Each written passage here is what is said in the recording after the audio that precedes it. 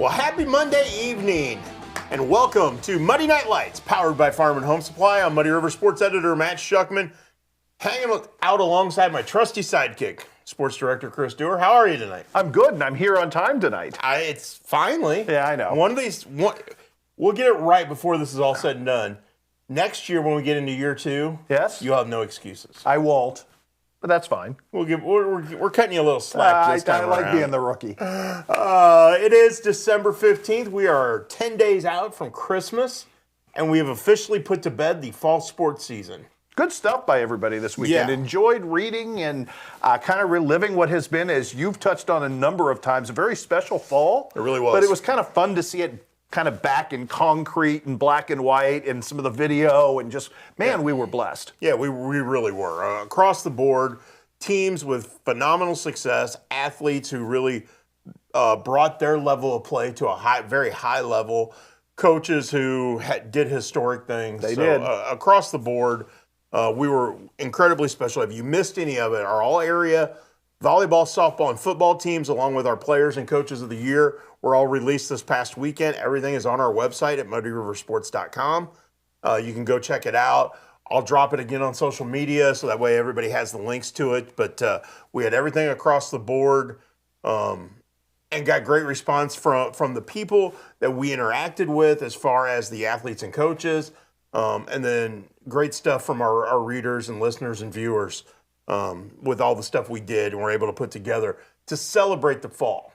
And I'm really hoping we get to do the same things in the winter and the spring. Well, we certainly appreciate everybody, and I know some of those things that we did this weekend got shared everywhere. Yes. We really appreciate that because, again, it's not about us or what we're doing. It's about those kids getting a well-deserved stage for what they had done, or those coaches. Right. And a lot of that stuff blew up in a really nice way. And, you know, for like a Tom Little, yes, to have that moment with a little extra pizzazz on the back end of it, we're grateful and appreciative for you to help us make it special for those folks. Well, and not only that is, and I look back on some of the things you were able to experience. You were able to go along with the Hannibal football team along the way. You went to Herman for the state semifinals. You went to St. Joe for the state championship game.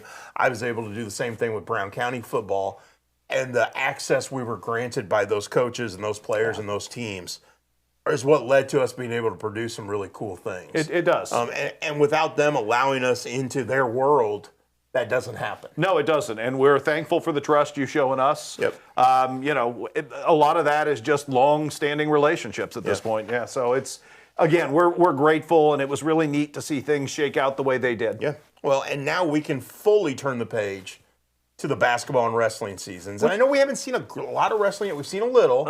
Weather has impacted that. It has. And again, I think once we get past the new year, we see a lot more local wrestling. Obviously, we'll have the Quincy Invitational coming up in January, which is a big event. Yeah. Mother Nature permitting. You know it's going to snow that weekend. Just go ahead and put it on your calendar. There's going to be bad weather the weekend of the Quincy Invitational. It's sort of the Phil Neely El Nino, if you will, effect. Yes. It happens. Yes, every year.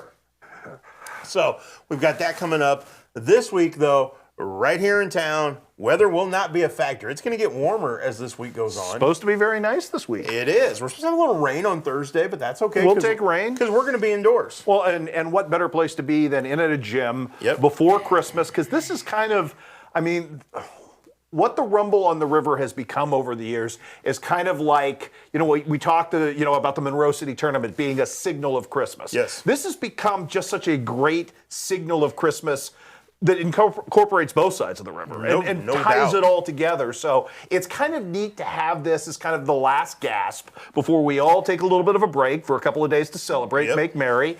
And then we're right back at it with the holiday tournament slate. And I was looking at the slate, and we'll get to more on the Rumble on the River here in a few minutes. One of our guests, Chris Dusteker, the director of the Rumble, will be joining us in studio. We'll also be talking to Megan Brinkman, the Centralia girls basketball coach. They will be here on Wednesday taking on Quincy Notre Dame and maybe the marquee game of this event. Worth getting out of work early for at 4:30 because those are two phenomenal basketball teams. And then in hour number 2, we're going to talk to Quincy University men's basketball coach Brad Hoyt. They've got the Hanson Spear Classic coming up Tuesday and Wednesday this week. And then Jeff Bottorff, the Brown County boys basketball coach, will be joining us in studio as well. 3 in-studio guests tonight. That's a very promising Brown County basketball team. So, and again, they don't even have their legs under No, they don't yet. So, I think there's a lot to look forward to the second half of the year. And here's the other thing. We've got all that going on. We've got the Rumble on the River going on this week. And there's other stuff going on. It's like our focus is on the Rumble on the River. We are thankful to be a title sponsor of that. And so we will provide blanket coverage of that, video, photos, stories, the whole bit, the entire week. But then we also have the QHS versus QND boys basketball game on Saturday night at the Pit. We have the Great Western Shootout in Abingdon this weekend on Saturday. Always a fun trip, yes. Which we've got 3 back-to-back games involving West Hancock, Macomb, and Brown County. Yeah. So on the boys' side. Which should be super fun. Yeah, so you got all that going on. We've got Quincy High girls at home on Thursday night in a Western Big Six Conference game trying to bounce back from their loss to Galesburg. Again, the Rumble on the River is a big deal, and then we have all this other stuff going on as well, and we will get to everything. Do you feel, though, just because we've now put everything with the fall to bed, do you feel like it's better that we can just focus on winter now? Because Yes. as much as I love the success, I never feel like I have my feet in the same world when football and basketball and everything are still going on together. I will be honest with you. I didn't feel, and I think Thanksgiving weekend being so jumbled because of weather. It was jumbled. Because of weather, because of the situation with the team backing out of the Quincy High School tournament. Weird. I didn't feel like it was basketball season, even though I've been covering basketball because I've been covering QU till I went to Blue Devil Gym on Friday night. Yeah, and that was probably the turning point. And it was like, okay, it's basketball season. It finally felt like we were into basketball season. Yeah, I get it. And that's usually that happens for me on Thanksgiving weekend. And I'm not complaining because obviously the success is a beautiful thing. Correct. And we want the fall season to last. It's just a very weird permutation of this job sometimes that you've got feet in both worlds when that's not the case in any other sport really ever. It's not. No. So again, we are now fall's behind us, winter's ahead of us. We are full on into basketball, which means we will spend a lot of time at the Student Activity Center on the John Wood Community College campus this week. Is there somebody there, and we'll get to this in greater depth. Yep. I know you've seen some basketball to this point, but you and I have not nearly dove in like we are going to the next couple of weeks. Is there somebody you haven't seen yet that just, especially in this schedule, that you're just super excited to see in person? I think there's 3 teams, to be honest with you. The Brown County boys and girls, haven't seen either one of them yet, other than on the video I posted to our site from our guys going out there, and the Monroe City boys. Okay. Those are the 3 that jump out at me. I'm excited to see Pittsfield boys, see what they're about. I know they've played well, and then they've had peaks and valleys. Yeah. So I think that's going to be. I've seen Quincy Notre Dame girls. I want to see them against a good opponent. Yes. Which obviously we will on Wednesday. And I think up and down the line, I'm excited to see the Liberty girls, to see Wesley John for the first time. Being friends with her dad, I've heard a lot about things over the years. But I haven't seen her in person yet on the varsity level. Obviously, she's a freshman. I think that's a really interesting matchup with North Shelby, and that she heads up with Hadley Parsons, which should make for a really fun. There's a lot of fun heads up coming up this week. So, again, we're going to go through the whole schedule here in a few minutes. Okay. But obviously, it starts Tuesday night. Yes. We've got the Keokuk boys and girls taking on the Mendon Unity boys and girls, which I think are pretty intriguing matchups. They really are. And if you saw last Friday, you've got Jackson Clark coming off a 41-point game, and you've got Kendra Boatman coming off a 31-point game, and an upset of the number 11 team in the state. And size-wise, I know Unity cannot match up to Jackson Clark. So what's Keith Carruthers going to come up with? Something gritty and something that's annoying. Yeah. Which he's great at pestering talented players. And if we said on this, because I'm going to say it, that Keith Carruthers is annoying, he would laugh at me and be, "You're right," because he likes to coach that way. He likes his teams to get under the other team's skin. He does. And one of the great, we told this story about Danny Stevens. Yeah. Danny Stevens' biggest maturity growth after being a freshman and getting pushed and prodded and against Unity was to come back and keep his composure against Unity the next 2 years, which was really kind of I remember Todd Fox telling the story. This is the moment you've turned and arrived, Danny. You've figured out how not to let the distractions get to you. So I think there's a lot of really intriguing matchups. We're going to see some teams we haven't seen, or teams that are outside of our coverage area that are kind of just outside our coverage area that we don't see a lot of. Clopton. Oh, the Central Clopton Lee. girls are so good. Central Lee's got 2 boys who can absolutely shoot the ball. So, I mean, we're going to see some interesting matchups. We got the West Hancock girls on Saturday night, which I'm going to get to a chance to sit down with Jerry Jerome at some point in the near future. Well, and I know he is very much looking forward to someday doing a Shuck on a Truck with you. We're going to make that happen. And you know with JJ, that's 3 questions and probably 45 minutes because there will be so much history and so much it's going to be a lot of stories. Yes, that's what it's going to be. It's going to be storytelling moment. You two will be, that may be an all-timer on the Shuck on a Truck. That will be a lot of fun. We're also going to get to see some teams we haven't seen a lot of yet. You haven't been there. Shane hasn't been there. I haven't been. The Camp Point teams. We haven't seen much of boys or girls. So. I saw a little bit of Lexi Niekamp. Excuse me. I saw a little bit of her against Brown County, and that's about all the Central I've seen. Yeah. So again, 5 days, 20 games spread out over that span. Wrapping up Saturday with an 8-game slate. We will have coverage of all 20 games throughout the week. It might be video, it might be photo. We'll have a photo gallery each day. We'll have some story, some updates, and that kind of stuff. We'll have a running scoreboard throughout the Rumble, and then we'll have some video each day as well. So we'll have plenty of components to make this special. It's nice to have a big menu. It's like a smorgasbord. You can feast on whatever you like. And again, don't forget we got other things going on. So we're going to be those places too. You're going to go to Abingdon on Saturday. I am.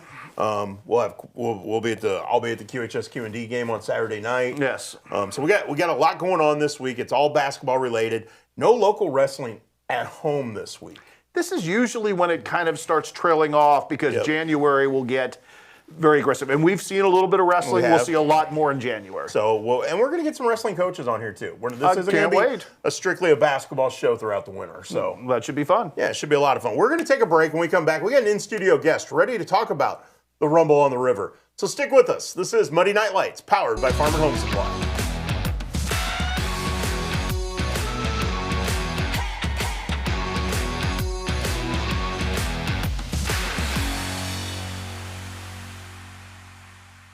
Since 1985, Hess Auto Agency has been your trusted source for pre-owned vehicles in the tri-state area.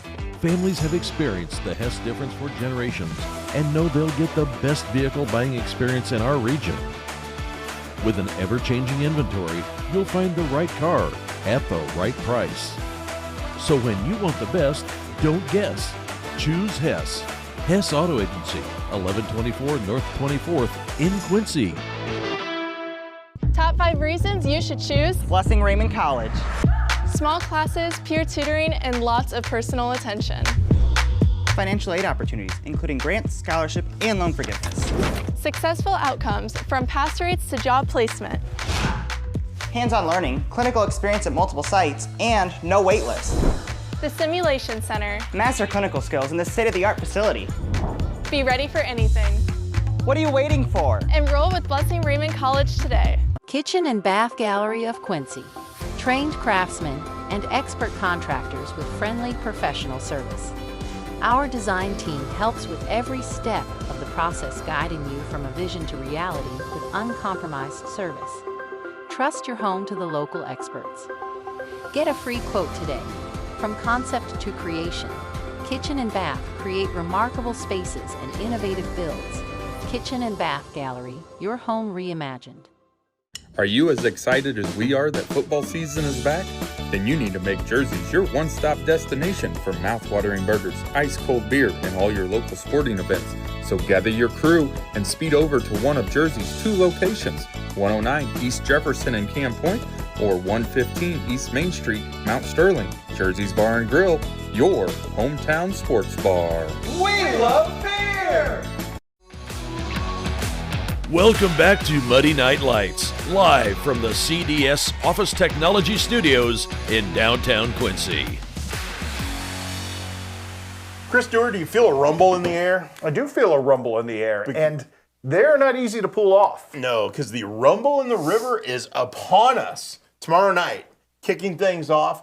Keokuk boys and girls taking on the Mendon Unity boys and girls in a doubleheader at the Rumble on the River at John Wood Community College's Student Activity Center. I know they were hyping that game up very much in Keokuk on Friday night. Good. It should be a fun doubleheader. And again, the first 2 of 20 games going on this week. And the guy that put that schedule together, the guy that's going to be running around like a chicken with his head cut off this week, is right here in studio joining us. Chris Dewsteker, Special Athletic Assistant at John Wood Community College and the Director of the Rumble on the River. Hi, buddy. What's going on, guys? It's good to see you. Thanks for coming in tonight. You're welcome anytime. Is this the night where you sit there and just take a deep breath and go, okay, we're ready. We're ready for the Rumble. Honey, I'll see you in a week. We've actually already done that, and I told her, I said I love you, and we'll see you Sunday morning. What do you like most about this event? As a guy who spends a year putting this together, when the event finally gets here, what do you like most about it? I like seeing all of our local teams that come in. They're all under one roof. That's really what I like about the Rumble. It's a community event. Plus, we get to see teams that aren't from around here. Centralia, is a really good one. And it's a great thing to have under one roof. Chris, why is it important to have it under your roof? I would think this is one of the bigger John Wood showcases of who you are, what not just your athletic department is, but your campus is for a lot of people who might never have been on it before. For us, it's good to have it under one roof. We get to show who we are, what we do. Like I always tell people, if you've never been to John Wood, this is a perfect event to come on out and see what we do. You get the kind of the feel for what we do for game day. Plus, you get to see some really good matchups, our hospitality, and just, there's a bunch of people on campus you can just interact with. The next 5 days are filled with basketball. Mm-hmm. As soon as that 5th day ends, how soon do you start working on the next Rumble? I've actually already started working on it. We're about, I figured. Yeah, we're knee deep in next year already. Okay. So what is your emphasis when you're putting together the schedule? Is there something you specifically look for? Are you looking at matchups? Or are you looking to make sure you got teams on both sides of the river? Is there something that pops in your head when you start making contacts? So I always start off first, take care of our local teams first, make sure they get to go. And then I kind of like ask for feelers like, hey, what do you think you're going to be like next year a little bit? I have an idea in my head who I want to see and what matchups I want to see. But it's always trying to be that, Rumble on the River. Illinois versus Missouri or Illinois versus Iowa or whatever it would be. But it's all about trying to make the best matchup for each team possible. We've heard from all the coaches over the years who participated, and now we sort of have a track record on who you are and what you've done, how much they've enjoyed the experience, and the fact that they do get to see somebody that they're not going to see typically. That's really an important thing for basketball teams, but I think it's also an important thing for the construct of who you are as a basketball team with your players and giving them something spicy and new, isn't it? When you're going to see like the same 3 or 4 teams over and over again in conference play. Mm-hmm. I like to put it this way. I don't want to see an Illinois versus Illinois. I don't want to see a Missouri versus Missouri. I want to see someone like, hey, for example, Liberty's going to play North Shelby again this year. That was a good game last year. We've got Unity that's going to take on Herman. So teams that are similar in size, but that are going to be as close as possible or maybe just a smidgen more. We look at the schedule. You got men in Unity taking on Keokuk. A doubleheader on Tuesday night. You go to Wednesday night, you got Quincy Notre Dame taking on Centralia in a girls matchup.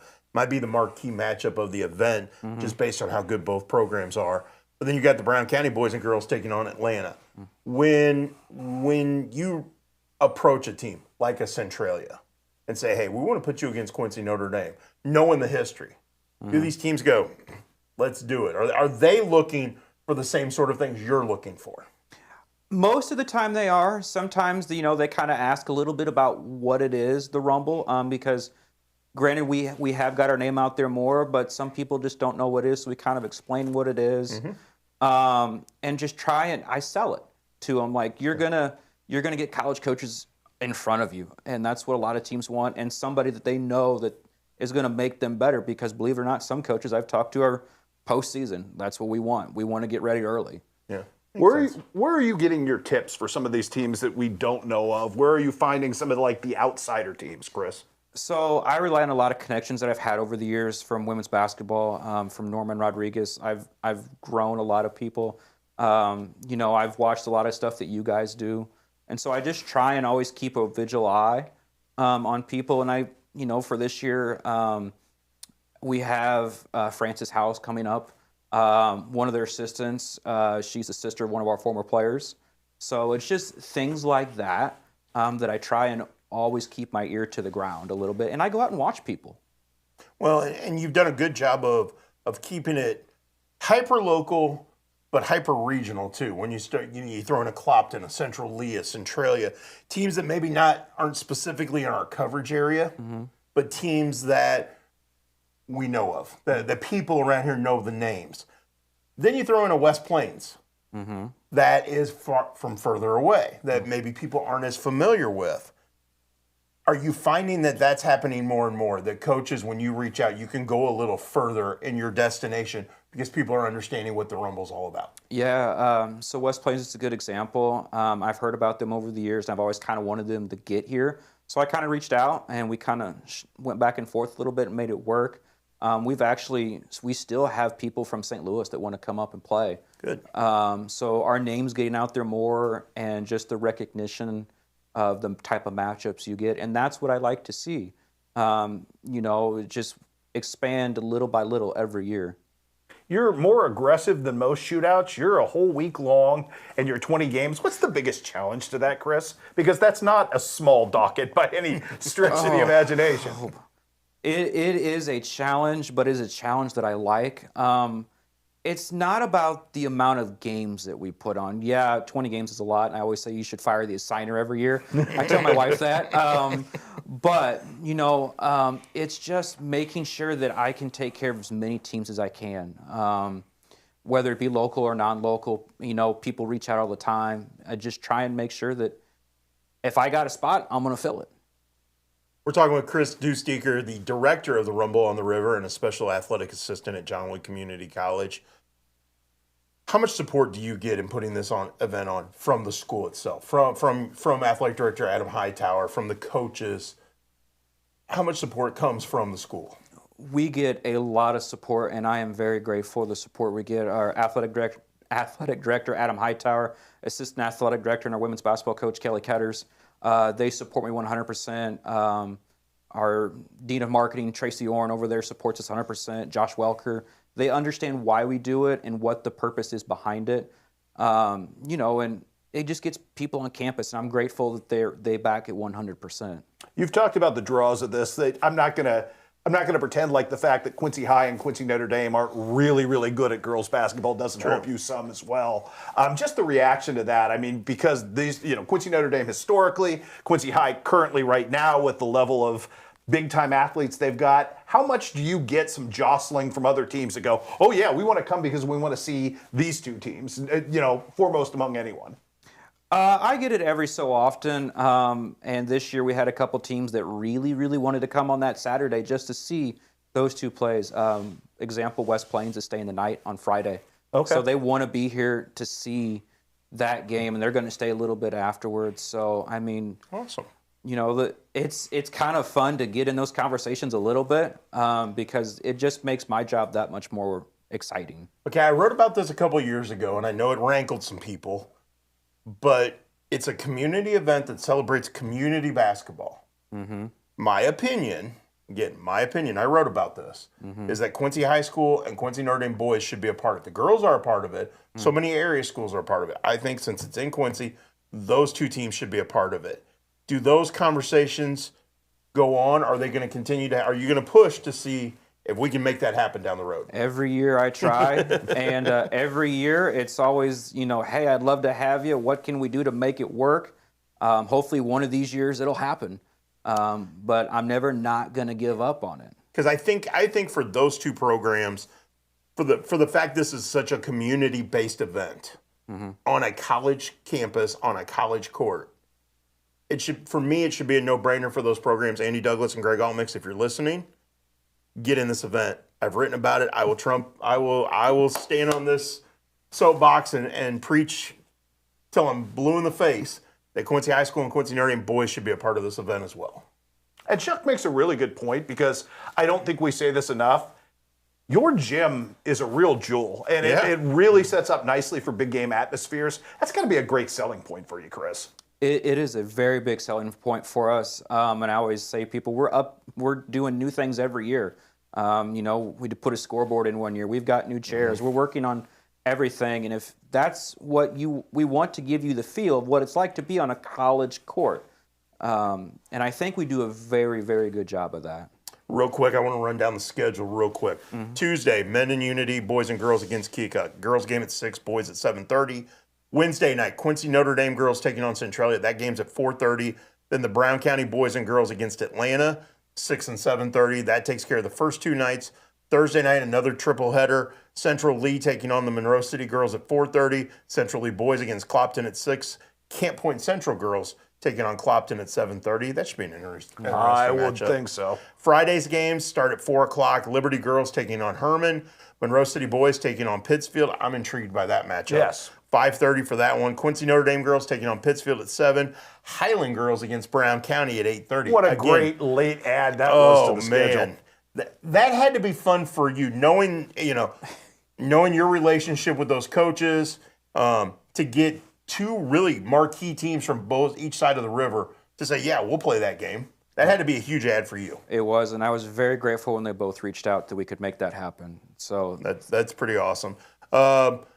I typed it wrong on my schedule graphic, so if Remy doesn't put that up, we're fine. Saturday's games, North Shelby girls against Liberty at 9 a.m., North Shelby boys against Liberty at 10:30. Then the 2 Quincy schools. Francis Howell takes on Quincy High School at noon. West Plains takes on Q&D at 1:30. Those are both girls' games. Herman girls taking on Unity at 3. Northeast Cairo, boys and girls then. Boys taking on Payson at 4:30. Girls taking on West Hancock at 6. Did you just call them Cairo? Yeah. Cairo. Thank you. Sorry, I'm reading fast. Okay, that's fair. I'm gonna give you, next time you say you've already given me the grief. I know, twice. and I deserve it. Yes. That's fine. And then Hannibal boys taking on Camp Point Central at 7:30 to wrap it up. When that game ends on Saturday night, what is the first thing Chris Deusteker does when he leaves the Student Activity Center? I go home and sit in a chair and just like, all right, we have 365 more days. And your kids will be asleep at that point. Yep. So you can just go home and veg out. I'm just going to relax. There you go. And we go to church the next day. You will have earned it, my friend. That is a very robust and very impressive schedule. It is. And I think, real quick, admission for these games. Do you know that off the top of your head? It'll be $7 general admission for everybody. Kids 5 and under are free. Okay. We'll have programs for everybody. Come on out. We'd love to have you. It's open seating. So, yeah, and you'll feed people well, too, if you get out there, right? Yes, we will good feed concessions. you well. Yes, we have a very good concessions, fully stocked. And another key point to all of this, plenty of parking. Yes, we have a lot of parking. Do not worry about parking. Right. If you want to bring a little bus or whatever it is, we've got room for it. Yep. So everything's on tap. It starts tomorrow night. Mm-hmm. And when I look forward to it, and I'll probably go home. I probably won't get to bed till about midnight because I'll be that excited for it. Well, good. Well, as well you should be, because Exactly. you've done a marvelous job, and I think basketball fans will be that excited for it. And we're honored to partner with you guys and put our name on it as well and provide blanket-to-blanket coverage of the event. I wouldn't have it with any other way. Well, bless you. Deuce, thank you so much for taking the time to come in. We look forward to we'll be there all week. Yep. I'll be there as much as I possibly can. He'll be there as much as he possibly can. And Shane will be there some as well, so Yep. we'll be in waves. yeah, so we're looking forward to it. The Rumble on the River at John Wood Community College's Student Activity Center kicks off Tuesday night at 6 o'clock. Make sure you get out there. You got 5 opportunities. You got 5 days to get out there and check it out. Each with their own unique charm. Exactly. Deuce, we'll see you tomorrow night. Good to see you guys as always. Thanks, buddy. That was Chris Deusteker, the director of the Rumble on the River, joining us right here in the CDS Office Technology Studio. We are going to take a break. We're going to talk a little bit more about the Rumble when we come back. Megan Brinkman, head coach of the Centralia girls team, will be joining us on the Hess Auto Agency hotline. So stick around. This is Muddy Night Lights, powered by Farm and Home Supply.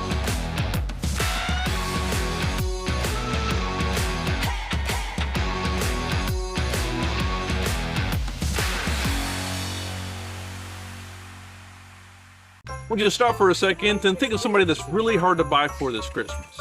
Well, you got it? Well, now give me 25 seconds to prove there's something for them at your local Farm and Supply. And it's on sale now through December 24th, including 20% off all boots and shoes. And get 30% off our entire toy department.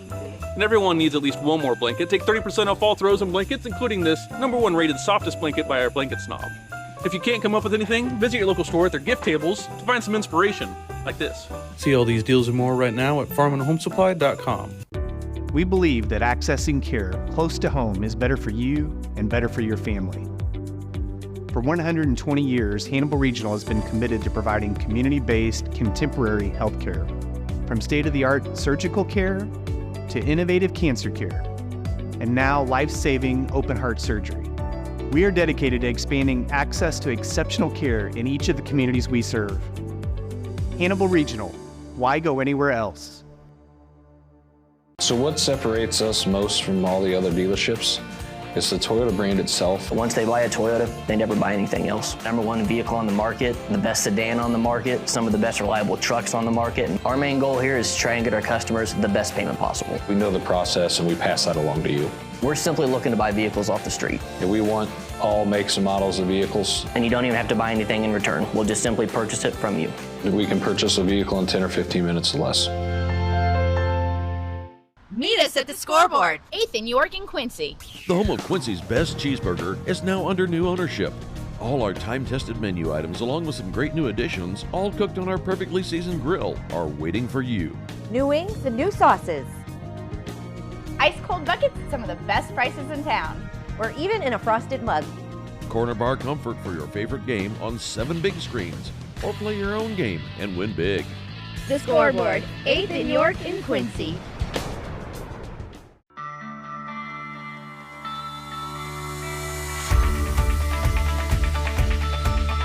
Area Distributors is a provider of products and services in the restaurant environment, the school environment, the factory environment, the office environment, and in healthcare settings. That's the value of Area Distributors, is that we help our customers out by providing them more product as one distributor. I can tell you, if you call us and have a need, you're going to get timely response. It's all about passion.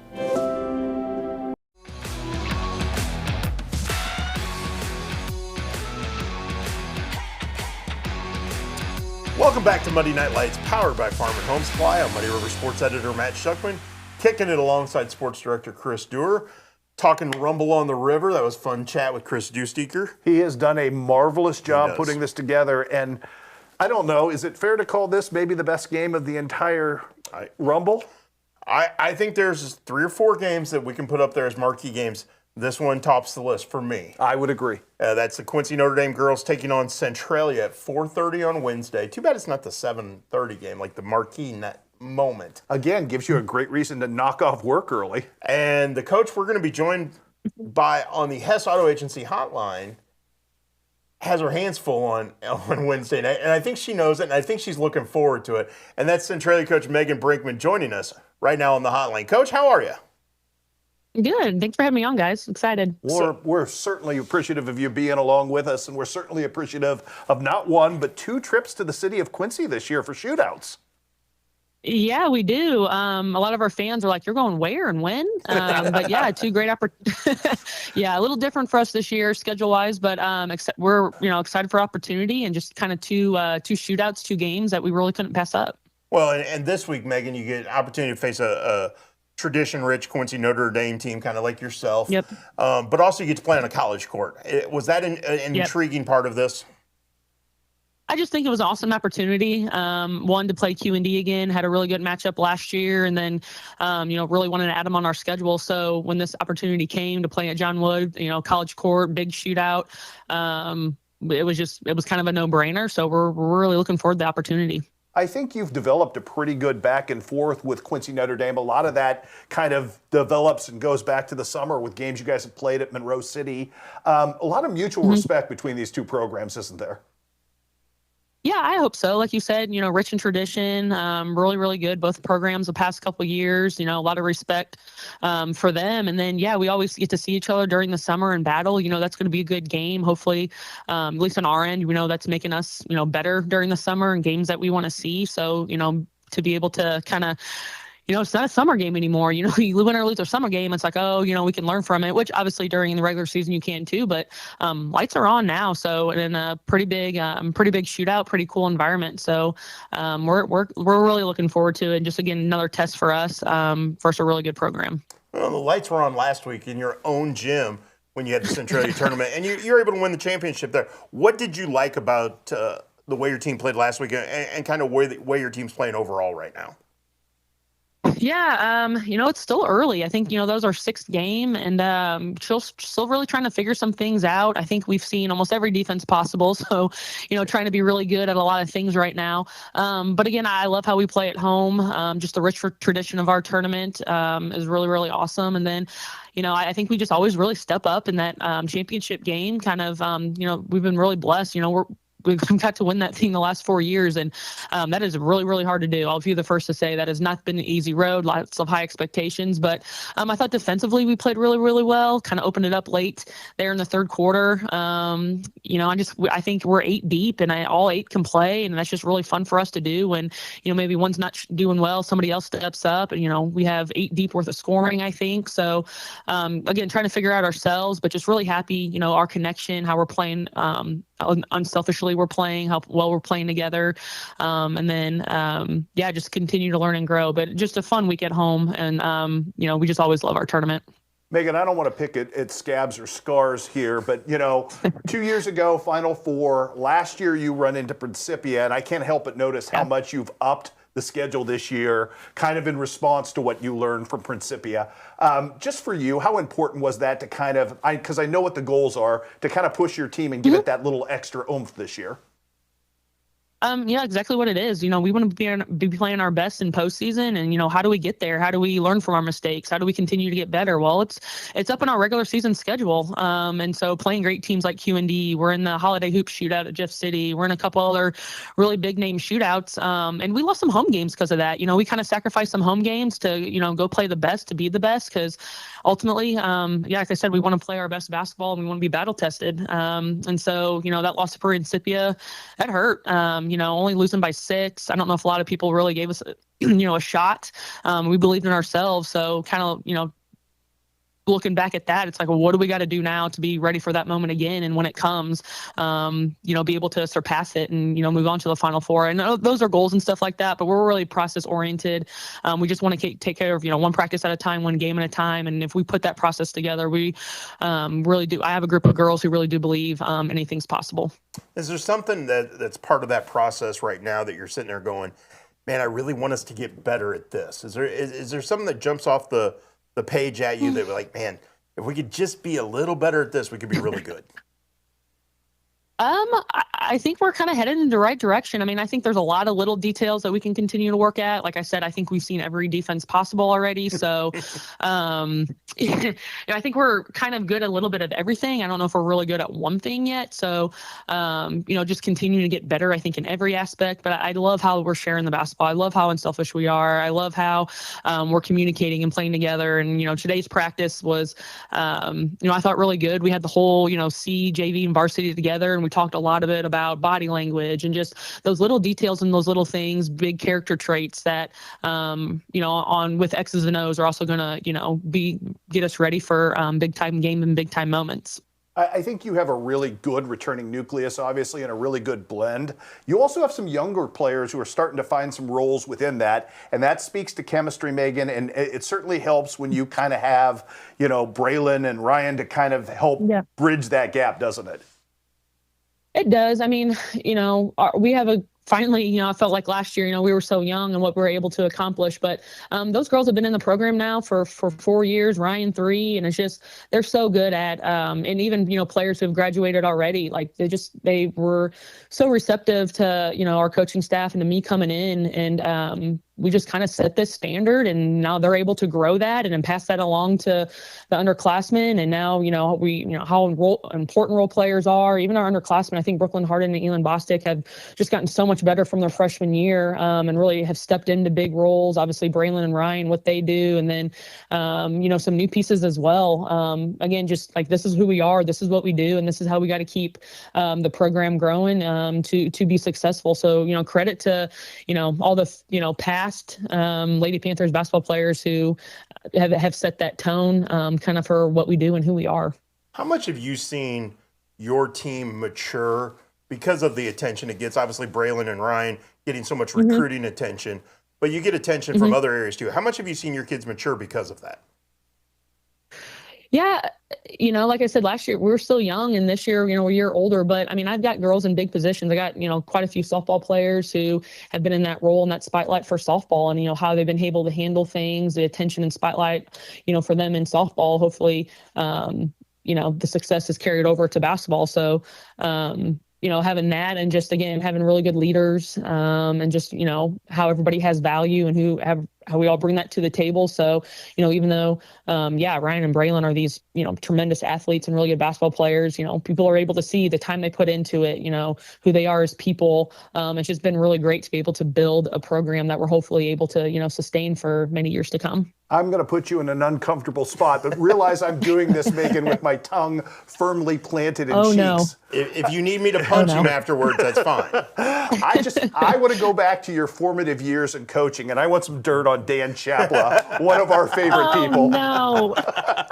I can't. Well, I do have some dirt on Dan Chapla, but I can't. He has been so good to me.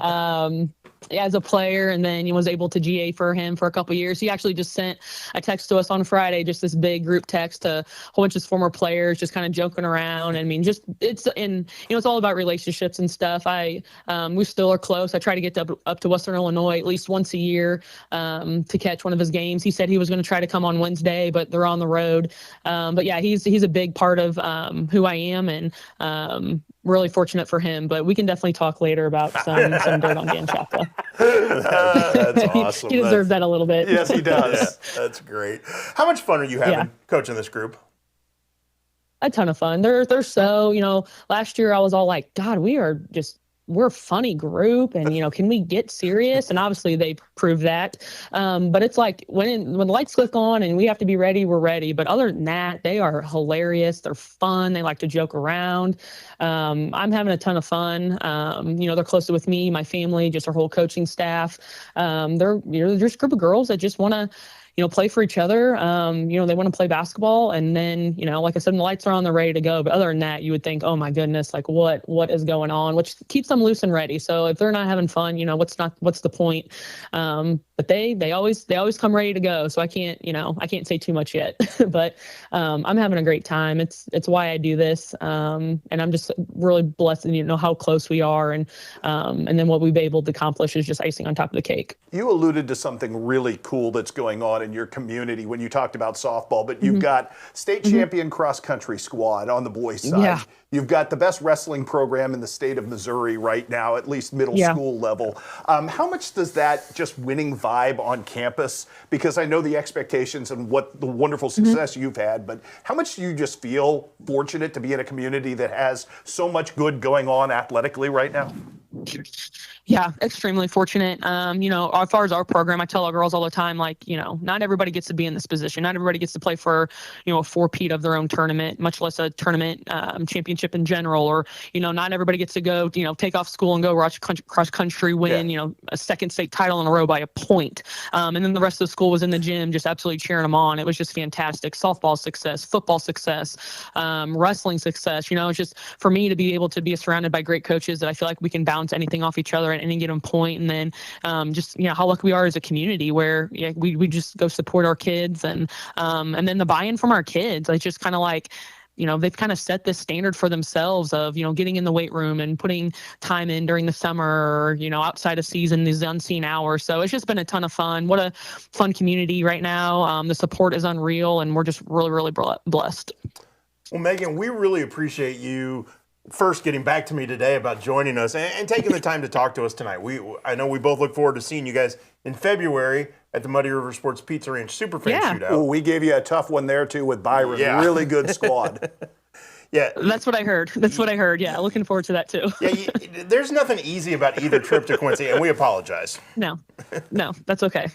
That's all right. We really appreciate you, and we look forward to seeing you on Wednesday. It should be a great game at the Rumble on the River, and thank you so much for the time. Absolutely. We appreciate the coverage. Looking forward to it. Awesome. That's Megan Brinkman, the Centralia girls basketball coach, joining us on the Hess Auto Agency hotline. 4:30 Wednesday, QND versus Centralia. Going to be a blast. What a job she has done there at Centralia, really transforming that program. And it's, you're the first victim tonight of the earpiece popping out. I was waiting. I felt it start to slip, and I didn't want to tilt my head because I knew it was going to pop out. But. Okay. So 1 for Dewar finally. Shuckman 10, Dewar 1. So, but yes, I mean, these shootouts don't work without classy, wonderfully talented programs coming here and wanting to take part and be a part of this. And we feel very blessed to have a relationship with Megan Brinkman and Centralia and all the great folks down there. Really appreciate her getting back to me today, being willing to join us. I know their schedules. I know it's tough to get coaches to have free time because they have personal lives, they have families and all those things. So thank you so much, Megan, for taking the time to join us. And I am looking forward to Wednesday. It's it should be super fun, yes. Should be a lot of fun. We're going to take a break. We have an adjustment to make when we come back. Ooh. Like we do every week. Yes. The adjustment of the week coming up. And then we get 2 in-studio guests coming up in hour number 2. So make sure you stick around. This is Muddy Night Lights, powered by Farm & Home Supply.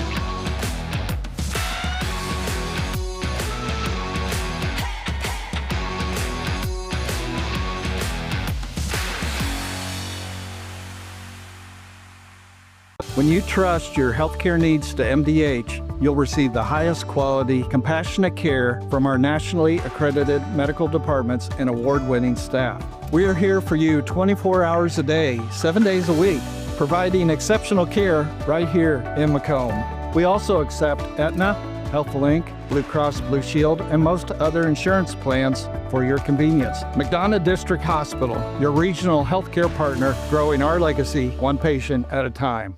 Does the thought of retirement overwhelm you? You are not alone. For over 25 years, Benson Financial Group has helped people just like you craft a plan to retire with purpose. Call us today in Quincy and Hannibal.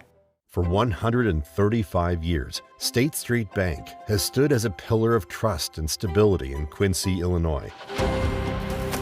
For generations, families have trusted State Street Bank to be part of their biggest moments. We look forward to the future with gratitude and excitement. Thank you for being part of our journey. State Street Bank, 135 years of banking you can trust.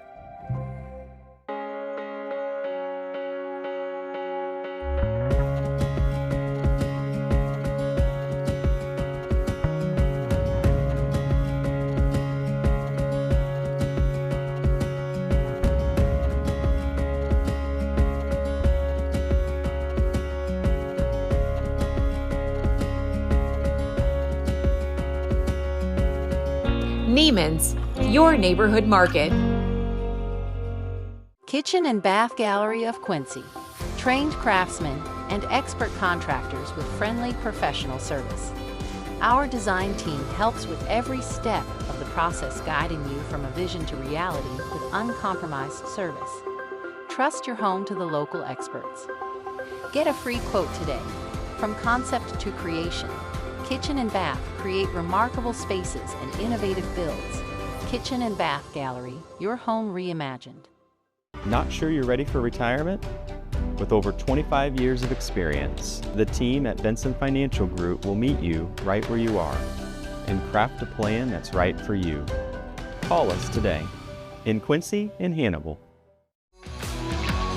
Welcome back to Muddy Night Lights, live from the CDS Office Technology Studios in downtown Quincy. Do you need an adjustment? Funny you should mention that. I told you last week, I was doing a good deed for a competitor in our business. Yes. A very nice person. Yes. Something fell out of that person's pocket at the state championship game. Right. Hannibal and, the showdown with Kearney. And I went, without thinking, reached over and pulled up. And next thing I know, back's bad. Popped it. Picking up a receipt for a fellow colleague. Ooh. This is old age. Thank goodness we have quality chiropractors like our guy, Dr. J in town. How come lately when we bring up like history or things we go do, you and I fall back on, we're getting old. Well, because it's unavoidable at this point. We can't hide it. We can't trick it. We can't finesse it. We're just old dudes. Yeah, that's all right. We're still having fun. We act like young kids.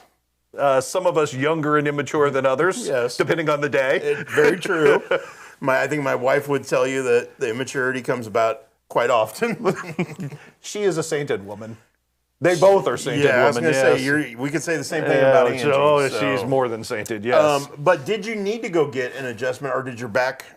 My back finally settled in. I didn't have a chance because it was the weekend, and by the time Monday rolled around, you were okay. It recovered okay. Okay. So by that time I was good, but yes, always good to have the ability to have an adjustment. And if you need an adjustment, we know a guy that can make adjustments because he asks us to find out the best adjustment of the week every week. Thank goodness for Dr. Felsman and his ability to spot good adjustments. That's right. The Adjusting Chiropractic Clinic, Dr. Justin Felsman, bringing you the adjustment of the week each and every week right here on Muddy Night Lights. And this week we are fully into basketball. Yes. And so this week we have an adjustment. We're going to watch the video and then we'll let you break it down because you were at the game where this adjustment took place. I think the only thing I will say going into this is we have a new coach in Keokuk. And we learned very quickly, not just half to half, but from game to game, that Anthony Potratz has the ability to adjust. And we will show the video and talk about it. Here we are with this week's Adjustment of the Week, brought to you by Adjusting Chiropractic. Tired of that old sports injury taking you out of the game? Give us a call at Adjusting Chiropractic to see if we can help you get back to living your life and doing the things that you love and enjoy doing. Now back to the guys. Here's the play that adjusted the outcome of the game.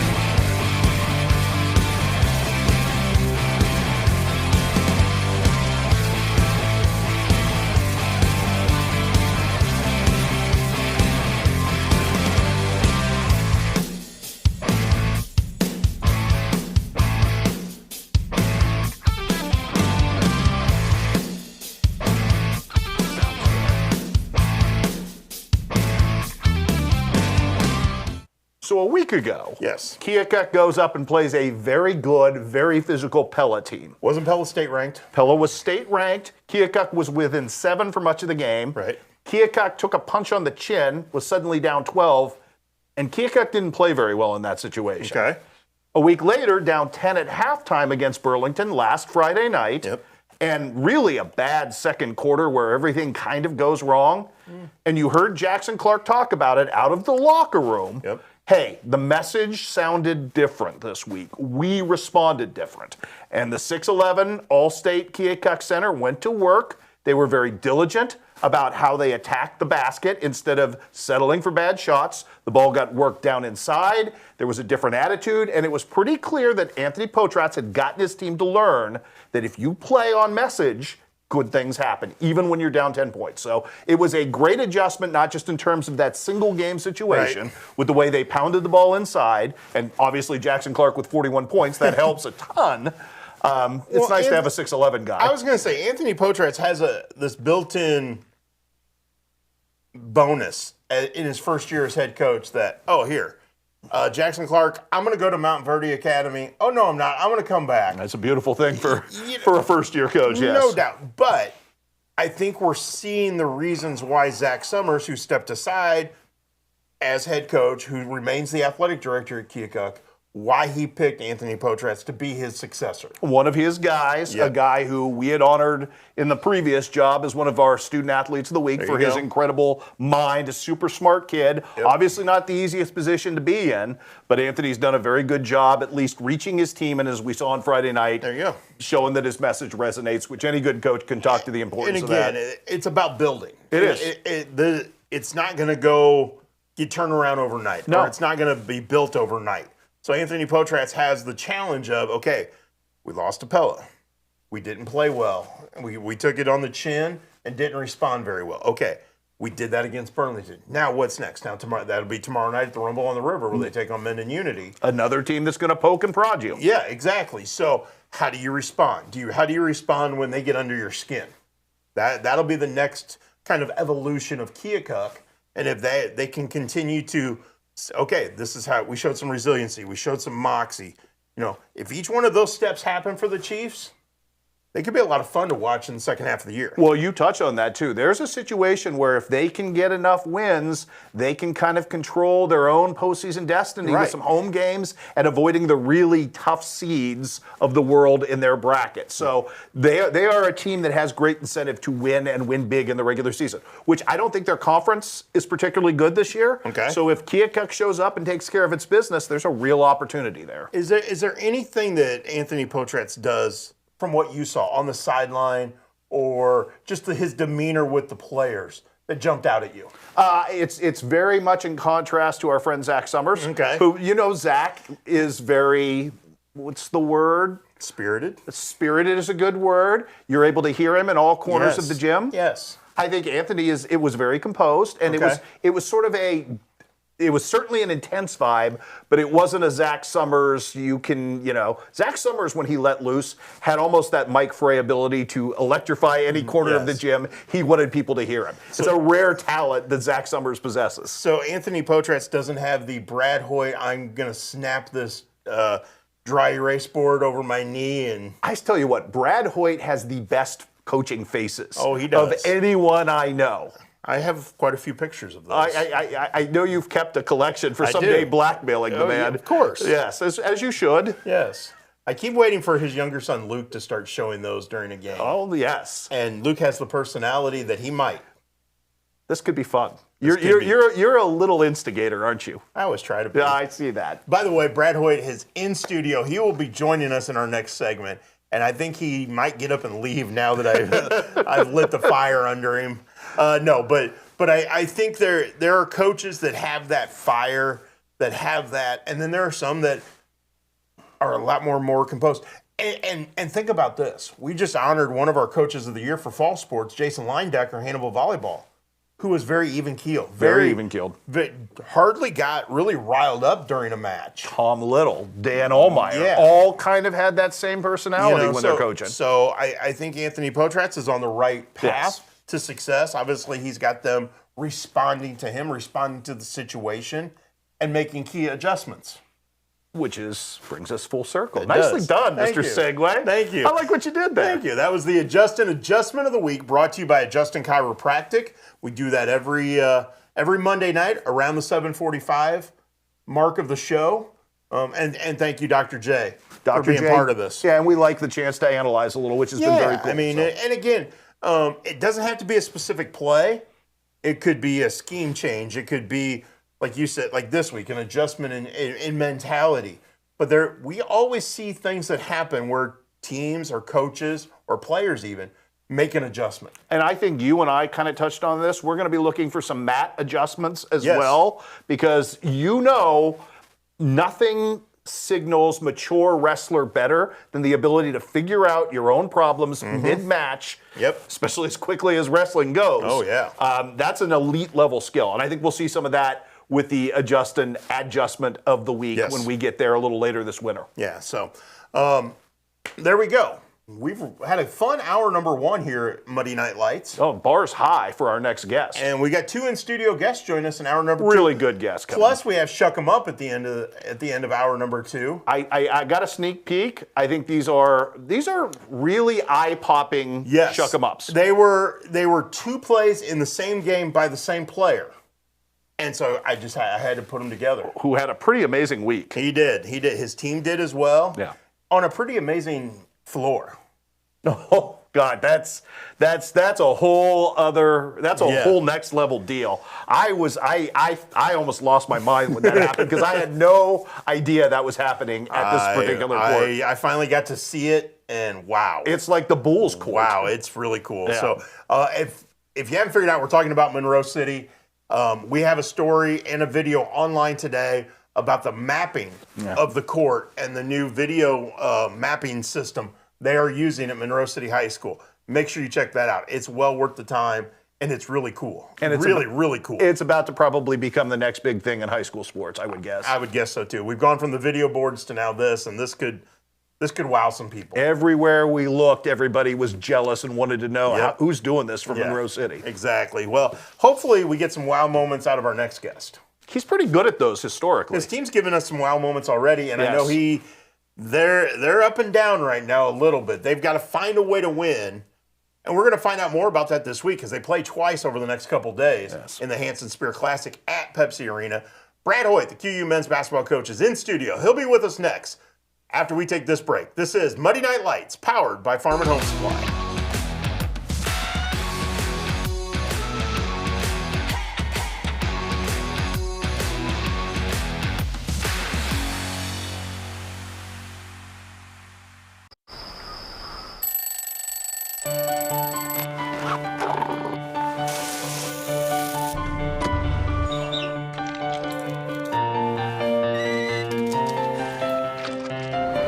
Since 1929, we've been here to serve our communities with the best products and the best service. You are the reason we go to work every day, and we thank you for that. After all, we live where you do.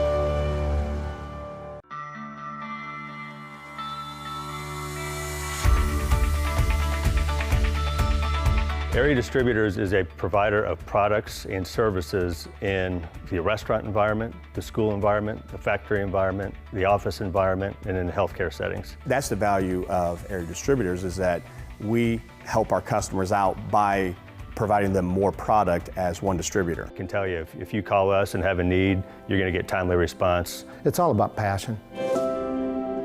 Would you stop for a second and think of somebody that's really hard to buy for this Christmas? Well, you got it? Well, now give me 25 seconds to prove there's something for them at your local Farm and Supply. And it's on sale now through December 24th, including 20% off all boots and shoes. And get 30% off our entire toy department. And everyone needs at least one more blanket. Take 30% off all throws and blankets, including this #1 rated softest blanket by our blanket snob. If you can't come up with anything, visit your local store at their gift tables to find some inspiration, like this. See all these deals and more right now at farmandhomesupply.com. Since 1985, Hess Auto Agency has been your trusted source for pre-owned vehicles in the tri-state area. Families have experienced the Hess difference for generations and know they'll get the best vehicle buying experience in our region. With an ever-changing inventory, you'll find the right car at the right price. So when you want the best, don't guess. Choose Hess. Hess Auto Agency, 1124 North 24th in Quincy. My philosophy in pediatrics is definitely prevention, early intervention, and advocacy. Being an advocate for my patients is one of the main reasons why I got into pediatrics in the first place. I like working close with families and being able to empower moms, especially first-time moms, or empower any caregiver. MDH Peds gives that family-centered care. My name is Leilani Segura, and I am a pediatrician at McDonough Districts Hospital.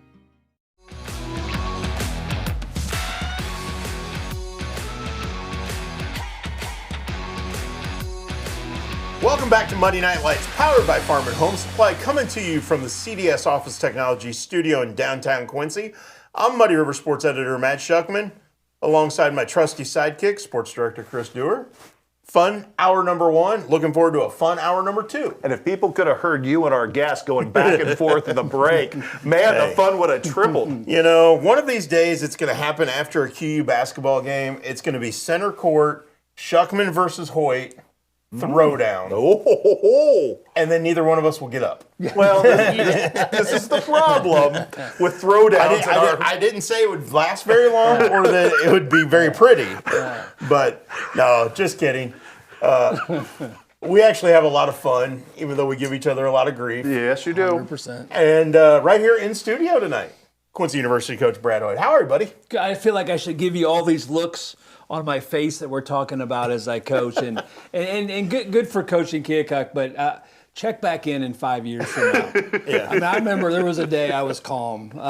You're right. There was a day. There was a day. You know, it's a weird way to make a living. So but see, back then I didn't have a camera in my hand. Yeah, that's right. Yeah. Thank goodness. I still think, though, and again, yes, you are demonstrative on the sidelines, and I think my wife will tell you this because our dog freaks out a little bit. I'm demonstrative when I talk. Yeah. I get it. Yeah. My favorite pictures, though, are you were explaining something to one of your players, and you did like an airplane. and it just, one of the pictures I took made it look like you were flying. Yeah. There's some of my favorite ones that I captured, and I just happened to be in the right spot. It is amazing how you can get into that mode and literally forget where you are. Yeah. And forget that there's other people around paying attention because you're so in the moment of either trying to explain something to somebody, whether it's a coach, a player, an official, or somebody. You just get into this kind of weird tunnel vision thing, and because you're just so focused on what you're trying to do. So, and then you capture them, and it makes a round on the group chat, and people are like, "You've never flown in your life, Hoy." Like, what do we, like, So it becomes great fodder for a 48-hour. But some of them are fun. Yep. Some of them I got to be careful with because you capture 100%. A picture and you think, oh, what a great picture, and then you look at it a little closer. And I got one of you one night. I think it was you. It might have been Allie Schwagmeyer Belger, but talking to an official, and you're doing and it looked like in the still moment of the camera, like the referee was getting punched. Yeah. It's like, whoa, wait a minute, that's not what was going on here. And it's like, you got to delete, let's not run with that one. And again, whatever I do, whenever going through my head, doesn't always match. So it just the picture doesn't always match because of the angle and But I think when you can hear you, it's not nearly as scary looking as sometimes your face gets, Brad. Are you just aware and cognizant of the fact that sometimes you have a grimace that could scare small children? Yeah, I get that a lot. It used to be people would literally come to games just because they wanted to see what knucklehead move or what look they would get out of me. And so our goal was, hey, anytime we can get them in the gym, get it in the gym, and then hopefully our team performs where you come back. But I just want to see, back in the suit coat days, it was like there was literally bets in the stands on how long it would last and when I took it off and how quickly I took it off. I mean, all of those, I've been around. The worst part, though, for a guy like me that gets a little emotional is timeout music is the most important thing of all time. So to all of you game administrators out there, it is super critical that whoever is on music hits play as soon as that timeout begins. So I mean, there's little nuances of this profession that become really, really important. That's more honesty than I was going for. It just is. Just because of scheme. Because of scheme. I don't want everybody to know our scheme. Fair enough. There's been a couple moments over the years where the music didn't start early enough. And that's why I'm laughing so hard, because I'm remembering those. Yeah, and I may have reminded the music guy mid-timeout that it's time to turn the music on. So, again, you forget where you're at sometimes, just trying to move the needle with these young folks. But part of that is you want them to be in the moment. Yeah. You want your players 100%. to not pay attention to what's going on in the crowd. 100%. Who's dropping their popcorn over here, because if that happens and they're, hey, did you see so-and-so drop it? Well, wait a minute. Right. You missed your defensive assignment, but you knew who dropped the popcorn? Yeah. You need to be in the moment if you want your players to be in the moment. We talk about almost every game before we run out, like, hey, what happens in between the lines is what's important. Yeah. Not who's in the stands, not what. You'll have time post and pre or post game to be able to understand what's going outside the lines. So whatever's inside the lines is the most important thing, and I do think it's important. It's just the way that I'm wired, that I'm doing the same thing, right? Like I'm in that moment with them at a really high level, whether we're seeing eye to eye or not. We're both ideally or hopefully we're all in that moment together. Facial expressions aside, though, Brad, I was at a practice early this season, and I thought the back and forth that you have with your players and discussing and kind of free flowing and talking out what you want and what they want is really at a kind of a different level. How did you get here from, kind of being who you were in type A early on to getting more back and listening, I guess, in this process? Yeah, I'll be honest, that's been an evolvement for me for sure. There's no doubt. And some of it, to be real fair, is in the last couple of years moving where I moved. And again, I've done this for a handful of years, and usually it was by myself. Didn't have a staff, didn't necessarily have folks that are around, and so So now I've got a staff to throw ideas against, which then gets me a little bit deeper into the game and the way we're teaching it and how we want to be able to play. And then we recruit guys that we can talk basketball with. Well, if part of our whole thing in recruiting is that we want guys to come play for us that would like to talk basketball and like to watch film and pick up on the nuances, well, if that's what we do in the recruiting process, then gosh dang it, we got to take advantage of that when we're in our day-to-day. So we've got a couple really high IQ guys on our roster, and I lean on them a little bit. Like, hey, how would you guard this action, or what do you see here? And at the end of the day, it's my decision. At the end of the day, what we do is, and sometimes we'll agree and sometimes we won't agree, but I've really evolved in that space as I've kind of dug into this thing a little bit more, and we're fortunate this year to have a group of guys that I trust to have those conversations with. You have interesting conversations among your staff, and how important is it for you to have young guys on your staff like a Justin Bottorff and a Brendan Gooch, and have experienced guys alongside you that you know well in Mike Hindhart and Bob Sheffield? I'm so blessed with, from day one, like when I got the job a year and a half ago, we started to put this staff together a little bit. And I'm so fortunate to have the makeup that we have. Because to your point, you got Bob Sheffield and Mike Hindhart who've been around forever. You know, those are my old friends, I call them. So they've been around. They've seen a lot. And they are older than us. They are. They are. We bring that up every once in a while, just to be clear. But both of them, and Bob's been with me for about 10 years, so he knows the chaos in my brain and the way that it works. Like it's a acquired taste at best. So Bob's been around for a long time, and then Mike's had all the experience at QU with a bunch of other big time coaches and been around. So those guys were kind of my rock. And then we hit home runs with Justin Bottorff and Brendan Gooch, and those guys they're stars in the profession moving forward. They are learning every day. They've grown a ton in the last year and a half, and they probably relate on a day-to-day better even with the players, and they kind of have that insight. And then I've got kind of call it our old guys meeting where we kind of get around and talk about the olden days, and then those guys can say, hey, you're too old, we need to do it this way. So it's a cool dynamic. Those coaches meetings are actually really, really cool, and I've learned a lot just sitting in the room with those guys. You talk about the dynamics of this, and watching you long enough that to some degree, I think, I know it's not good on your stomach lining, but to some degree, I know that you like some manner of struggle in December because it's part of the building process. Right. How hard is that to fight out of, though, Brad? And how important is that, I guess, in the process of making your guys fight out of that? Yeah, I mean, again, I've had this conversation with coaches forever because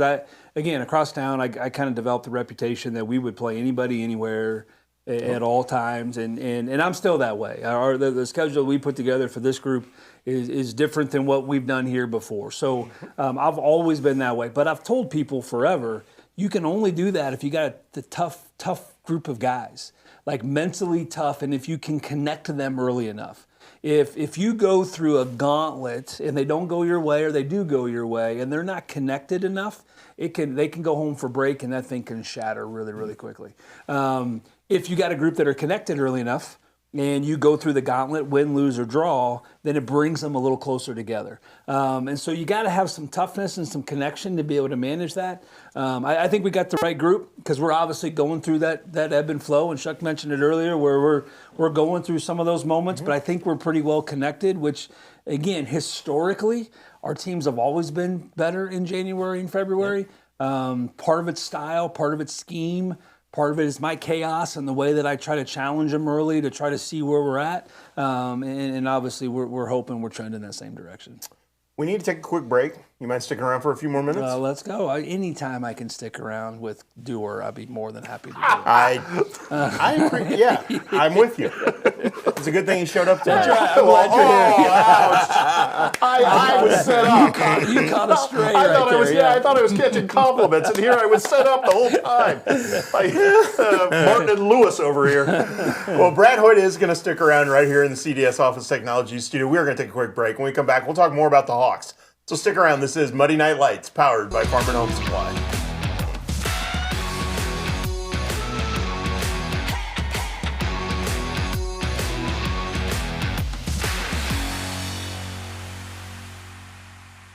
So what separates us most from all the other dealerships It's the Toyota brand itself. Once they buy a Toyota, they never buy anything else. #1 vehicle on the market, the best sedan on the market, some of the best reliable trucks on the market. And our main goal here is to try and get our customers the best payment possible. We know the process and we pass that along to you.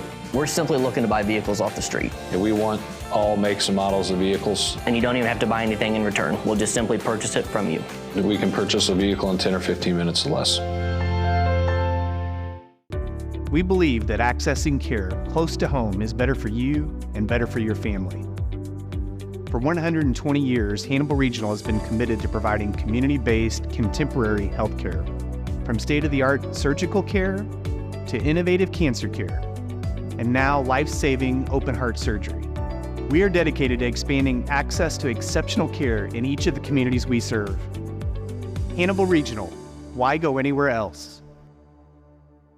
Meet us at the Scoreboard, 8th in York and Quincy.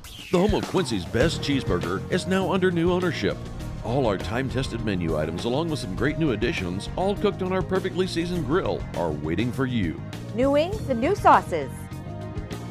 Ice cold buckets at some of the best prices in town.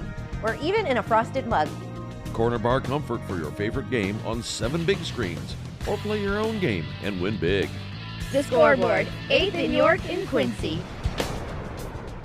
For 135 years, State Street Bank has stood as a pillar of trust and stability in Quincy, Illinois. For generations, families have trusted State Street Bank to be part of their biggest moments. We look forward to the future with gratitude and excitement. Thank you for being part of our journey. State Street Bank, 135 years of banking you can trust.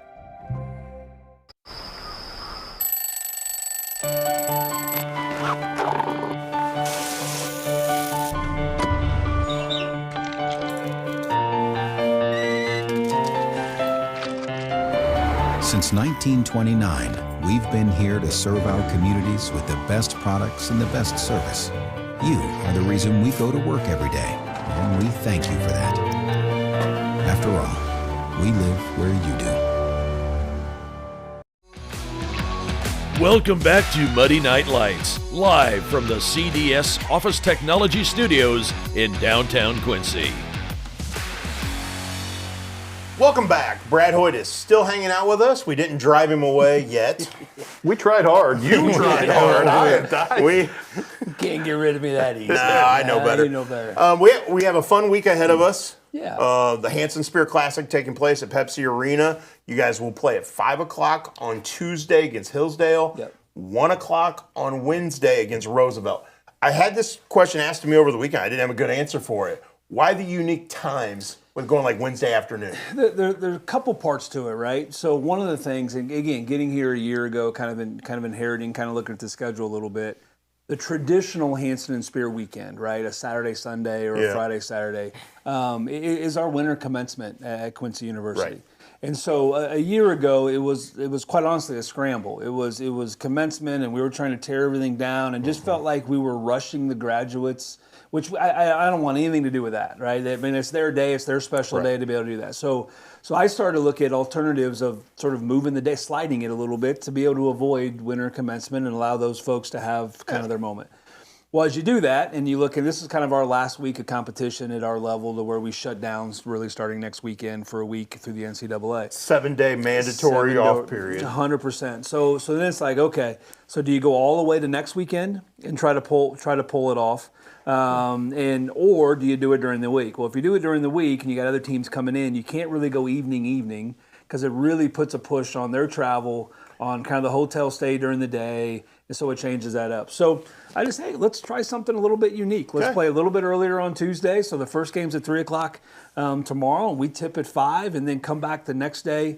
I know high schools are in final exams this week, and so they're getting out a little bit early. So we're hoping that maybe some of the youth, as they kind of get through the school day, will kind of try to catch us a little bit. And you kind of build it as youth day. Yeah, we did. Yeah, we did. And then at the end of the day, at 3 o'clock on Wednesday, the teams that traveled in, we got a team from Michigan and a team from Chicago that are going to be around. They can get home. They can get to their next thing or to their break. Our guys can kind of get on break. And so, again, it is unique for sure. I've caught a little bit of the 1 o'clock start, like Well, I mean, it's a good day to take a half day of work or take a long lunch and come get some popcorn. Hey, perfect scenario. Take a half day of work, go watch the QU Hawks, then head out to the Rumble on the River and see QND Centralia. What a perfect doubleheader. You couldn't ask for any better basketball than that, could you? That'll be my day. You are a good planner. Yes. That's right. But 2 games each day. Yep, 2 games each day. Who's the 4th team coming? So we've actually, it's kind of a goofy deal. So McKendree will be here day 1. That's right. So McKendree will be the 4th team on day 1, and Truman's State will be the on day 2. 4th day on, or the 4th team on day 2. So, that's right. So 2 other teams from the GLVC will be here in the next couple days, and then again Roosevelt out of Chicagoland, and then Hillsdale out of the state of Michigan. People who are layman to basketball coaching don't really ever think about mandatory break for the holidays and final exams and all the things that your guys are going through that really are meaningful in their life that have absolutely nothing to do with basketball. What is the pitfall of coaching around all of that, Brad? And try to make people understand just what a crazy sort of dynamic that is in a crazy job as it is. Yeah, I mean, this time of year is bonkers anyway. And so last week for us was finals. And so guys are going through final exams. They don't act like they're stressed about it, but they are. And if they're not, then you actually worry about it a little bit. And so they're navigating. I actually sat down with the player today, and he's like, I just feel like a weight's lifted off. Like, I got final grades, we're good. Like, that part of it's done. But honestly, like this week and when we come back after Christmas, it's just as hard because they have nothing. Like, I call them professional basketball players at this point. Like the only thing, you wake up in the morning, this is the only thing on your calendar, then you're able to sort of go. But we're butting up against, they all get to go home. So the vast majority of our group has a chance to be able to go home in a few days. And so it's that challenge of, I know you want to go home, and I know you want to take a little bit of a break, but you can't go on break until break happens. Yeah. Break doesn't happen until 3 o'clock on Wednesday. So we got to get through these next couple days, and then you can go breathe a little bit. So in the NCAA, the calendar, the way it hits, that 7-day window can start at different times. I'm actually giving our guys a little extra time. A year ago, we played early this week, and then it was like a 2-week break, and so I decided to keep them around to practice for a couple days after our final game. Horrible. Like that was not good for them, not good for us. We didn't make any progress there at all. So pushing these games to Tuesday, Wednesday, getting us to Wednesday, giving guys 7 or 8 days. I mean, we've seen our guys every day since August 25th. Yeah. And so for them to have 7 or 8 days, have a chance to get home, spend time with family, I think is really, really important. Because when we come back, oh boy, here we roll when we come back. All GLVC games when you come back. Yep. It's go time. It is. 100%. You have 2 Australians on your team. Yeah. Are they going to get to go home for Christmas, or are they sticking around and spending time with? I know, like at Thanksgiving, they went over to Max Boer's family's home in Indiana. So kind of unique. So Tiernan, his mom and a friend of hers are both here right now. So they've been in Quincy the last couple of weeks. They actually drove over to Missouri Southern the other day. Awesome. And they weren't nuts about the 5-hour drive. But hey, in Australia you can get a long ways in a 5-hour drive, and we're 1 state over. So they're actually here. They actually cooked for our guys the other night. She's got an Airbnb and had the team over and spend some time with them. And then Bolt's got a little lady friend from Australia that's over here with them, sort of hanging out. And so Tiernan's actually going to go back to Boer's house. He is literally the adopted son of the Boers. Yeah, the two of them, I don't know if Chris knew this, but the 2 of them were roommates as freshmen. Max and Tiernan. Yep. And just worked out. Like, they weren't designed to be roommates initially, and I kind of moved them around to make sure that they were. And the Boers are raising Tiernan. It's awesome. And Tiernan's a wreck in a good way. So he's he's so hilarious, funny. and so he's doing his thing. And then Bolt's going to stay.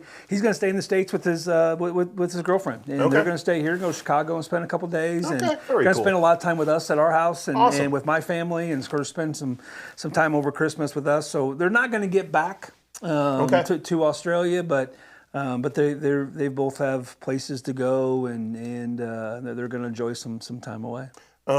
We've been talking a lot about break and a lot about holidays and a lot of that. You still have 2 games to play. Yeah, 100%. And these are important games to get you on the right step toward the new year. Just because you lost to Missouri Southern on Friday and another tight game. I mean, as frustrating as those moments are for you, sure. How pleased are you that you guys are in every single game? Yeah, I mean, it's hard, right? Like that's a hard thing to you almost feel like if you say that you're good with that, you almost feel like you're giving into that, if that makes sense. Yeah. And so, but no, I mean, we're in the fight. Like, it feels really, really good to be in the fight. The fact that your guys fight has to give you a sense of, okay, yes, we know we're going to fight. Yeah.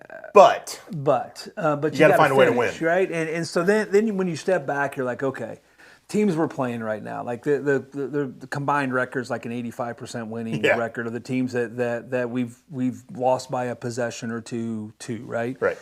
So like, okay, we're in the right conversations, we're in the fight.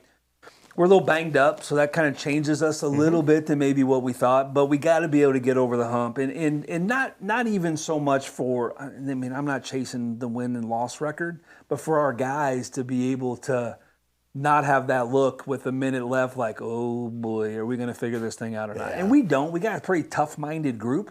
It just hasn't gone our way. So yeah, I mean, I think the next two games are really important. I mean, it's important when guys go home that they feel like we've turned the corner a little bit. At the end of that, win, lose, or draw, though, the really important ones are January 2nd and beyond. And so we have to find a way to get better the next 2 days. We can't go on break too early. We've got to figure out.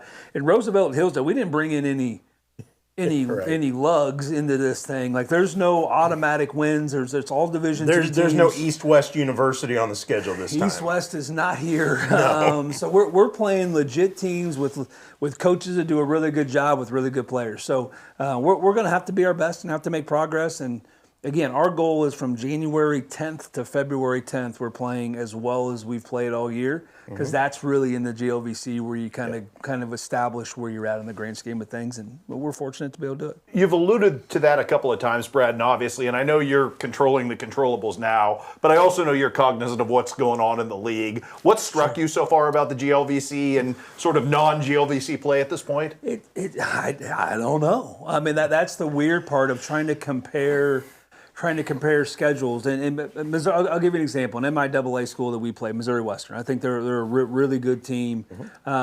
We led most of that game. They scored late, get beat by a possession at their place. I think Rockhurst is as talented of any group in our league. I think their 1 through 10 is really talented. And Missouri Western goes to Rockhurst the other night and beats them by 8 or 10 or whatever it was. And so you start to score watch, and that kind of concerns you. We beat Pitt State, and Pitt State has beaten a couple other teams in the GLVC. Missouri Southern, we lose by a possession. They beat Maryville by 40. So you get into that, and it kind of gives you I told our guys the other day, everybody's played 3 conference games. So everybody's within 3 games of each other with 17 to play. And that's literally what it is. And so it's And the other thing I'll say, every schedule's not created the same, and so you can't really chase records and standings at this point. It's really about getting into the guts of it in January and February. But the Upper Iowas of the world, they're pretty good. And we were up 16 with 8 minutes to go, and they're 3-0 in the league, and beat Missouri S&T, and I felt like for 30 minutes of that game, we outplayed them. So again, I don't think I told our guys, I don't know, today or one of my, believe it or not, I go on some tangents every once in a while. But one of them was, I feel like we're this close. We're really, really close. But that's the hardest part of this entire process is to get there. And I think once we get over that a little bit, I don't think there's any question we can play with anybody in our league. I can't wait to see what your guys do when they win when they win one of those one possession games where they hit a big shot in the final minute to take the lead and go, look, we finished.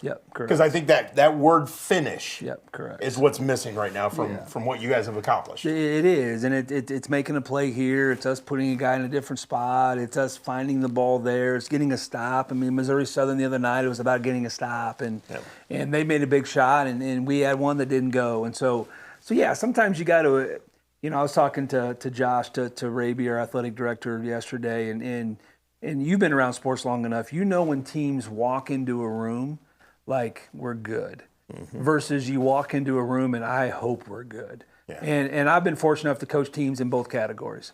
There is a massive difference in the ones that sort of walk into the room like, we're good. We're going to do what we do, and we're going to be okay. What Missouri S&T does right now. That's 100%. And so we've got to get that mojo. It's something this group hasn't experienced yet. It's a brand new group. We got 5 freshmen. 4 of them are playing a lot. We got 2 sophomores. And so we've got to establish that edge and that confidence a little bit, because that's where the margins come into play. And we're getting there. This is 100% the right group of guys. It's just a matter of kind of putting it together. Well, 5 o'clock Tuesday. Yeah. It's It'd be a Hillsdale, really good game. and then Hillsdale's 1 o'clock good. Wednesday. And Roosevelt's good. There'll be two really good teams, and the games before us will be really good games. So yeah, a little midweek uniqueness to it. It's gonna be fun. But come on out to Pepsi and see a little college basketball. I think I will. Well, good. And I think you and I will be doing the QU Roundball Review, brought to you by Alpha Accessories, after both games. As you think about how much I have to talk to him, Chris, like, holy smokes. So yeah, I feel bad for you. I really do. I can't wait to talk to you again, Sean. I know. That's always a good time, and everybody that makes that happen is fantastic. Yeah, and so yeah, we'll have a chance to break it hopefully down. after the first year, we might have a twist to the Alpha Accessories post-game show. Geez, I need to start stretching, don't I? Gosh dang it. I don't know what you got going on. Oh, you know what's coming. Oh, yeah, I do. Oh, yeah. Actually, I do, yeah. We don't give too much away. No. But Chuck's always full of surprises. Hopefully Everybody after the knows first that. year, we got a little twist to how things are set up at Pepsi Arena. Yeah, I can't wait. Yep, it's good stuff, folks. So, It's hey, good thank stuff. you so much for coming in today. Hey, man. Anytime. I love it. Love everything about it. Appreciate you guys. Next time we'll get Chad Boudreau in here with you and then see what happens. Just turn it on and have the beep button available. And he's going to be mad at me. I'll just let him talk. He's going to be mad at me that I had you in here tonight and he's not here. Yeah. He's going to be mad at me. Yeah. Well, tell him to get here. Like, I will. What are we doing? I'll get him here. Don't worry. So yeah, so that would be. I'm all in on that one for sure, and I apologize to anybody that listens to that one, because we'll have some fun with it though. We will. I promise you. Hey, we'll see you tomorrow. Appreciate you. Thanks, guys. That's Quincy University men's basketball coach Brad Hoyt joining us here in the CDS Office Technology Studio. Our next in-studio guest is waiting right outside, and we're going to talk some high school hoops, because his team has some big games this week. They do. In both the Rumble on the River and the Great Western Shootout. Yeah, they're kind of walking between both worlds this week. So we'll see what Jeff Bottorff has to say about the Brown County boys basketball team when we come back. This is Muddy Night Lights, powered by Farm and Home Supply.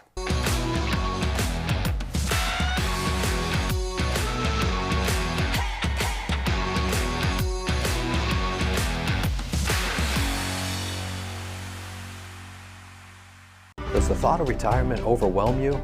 You are not alone. For over 25 years, Benson Financial Group has helped people just like you craft a plan to retire with purpose. Call us today in Quincy and Hannibal. Top 5 reasons you should choose Blessing Raymond College. Small classes, peer tutoring, and lots of personal attention. Financial aid opportunities, including grants, scholarship, and loan forgiveness. Successful outcomes, from pass rates to job placement.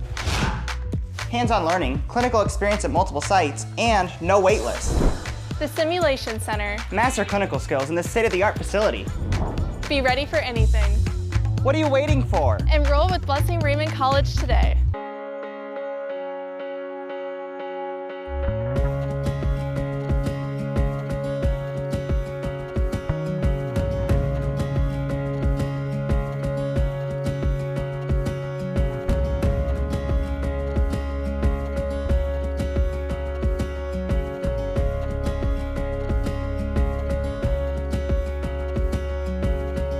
Neiman's, your neighborhood market. Ready to retire on your terms? At Benson Financial Group, it's about more than money. It's about purpose. With over 25 years of experience, our team works together to craft a plan that fits your goals and values in Quincy and Hannibal. Are you as excited as we are that football season is back? Then you need to make Jersey's your one-stop destination for mouth-watering burgers, ice-cold beer, and all your local sporting events. So gather your crew and speed over to one of Jersey's 2 locations, 109 East Jefferson and Camp Point, or 115 East Main Street, Mount Sterling. Jersey's Bar and Grill, your hometown sports bar. We love beer!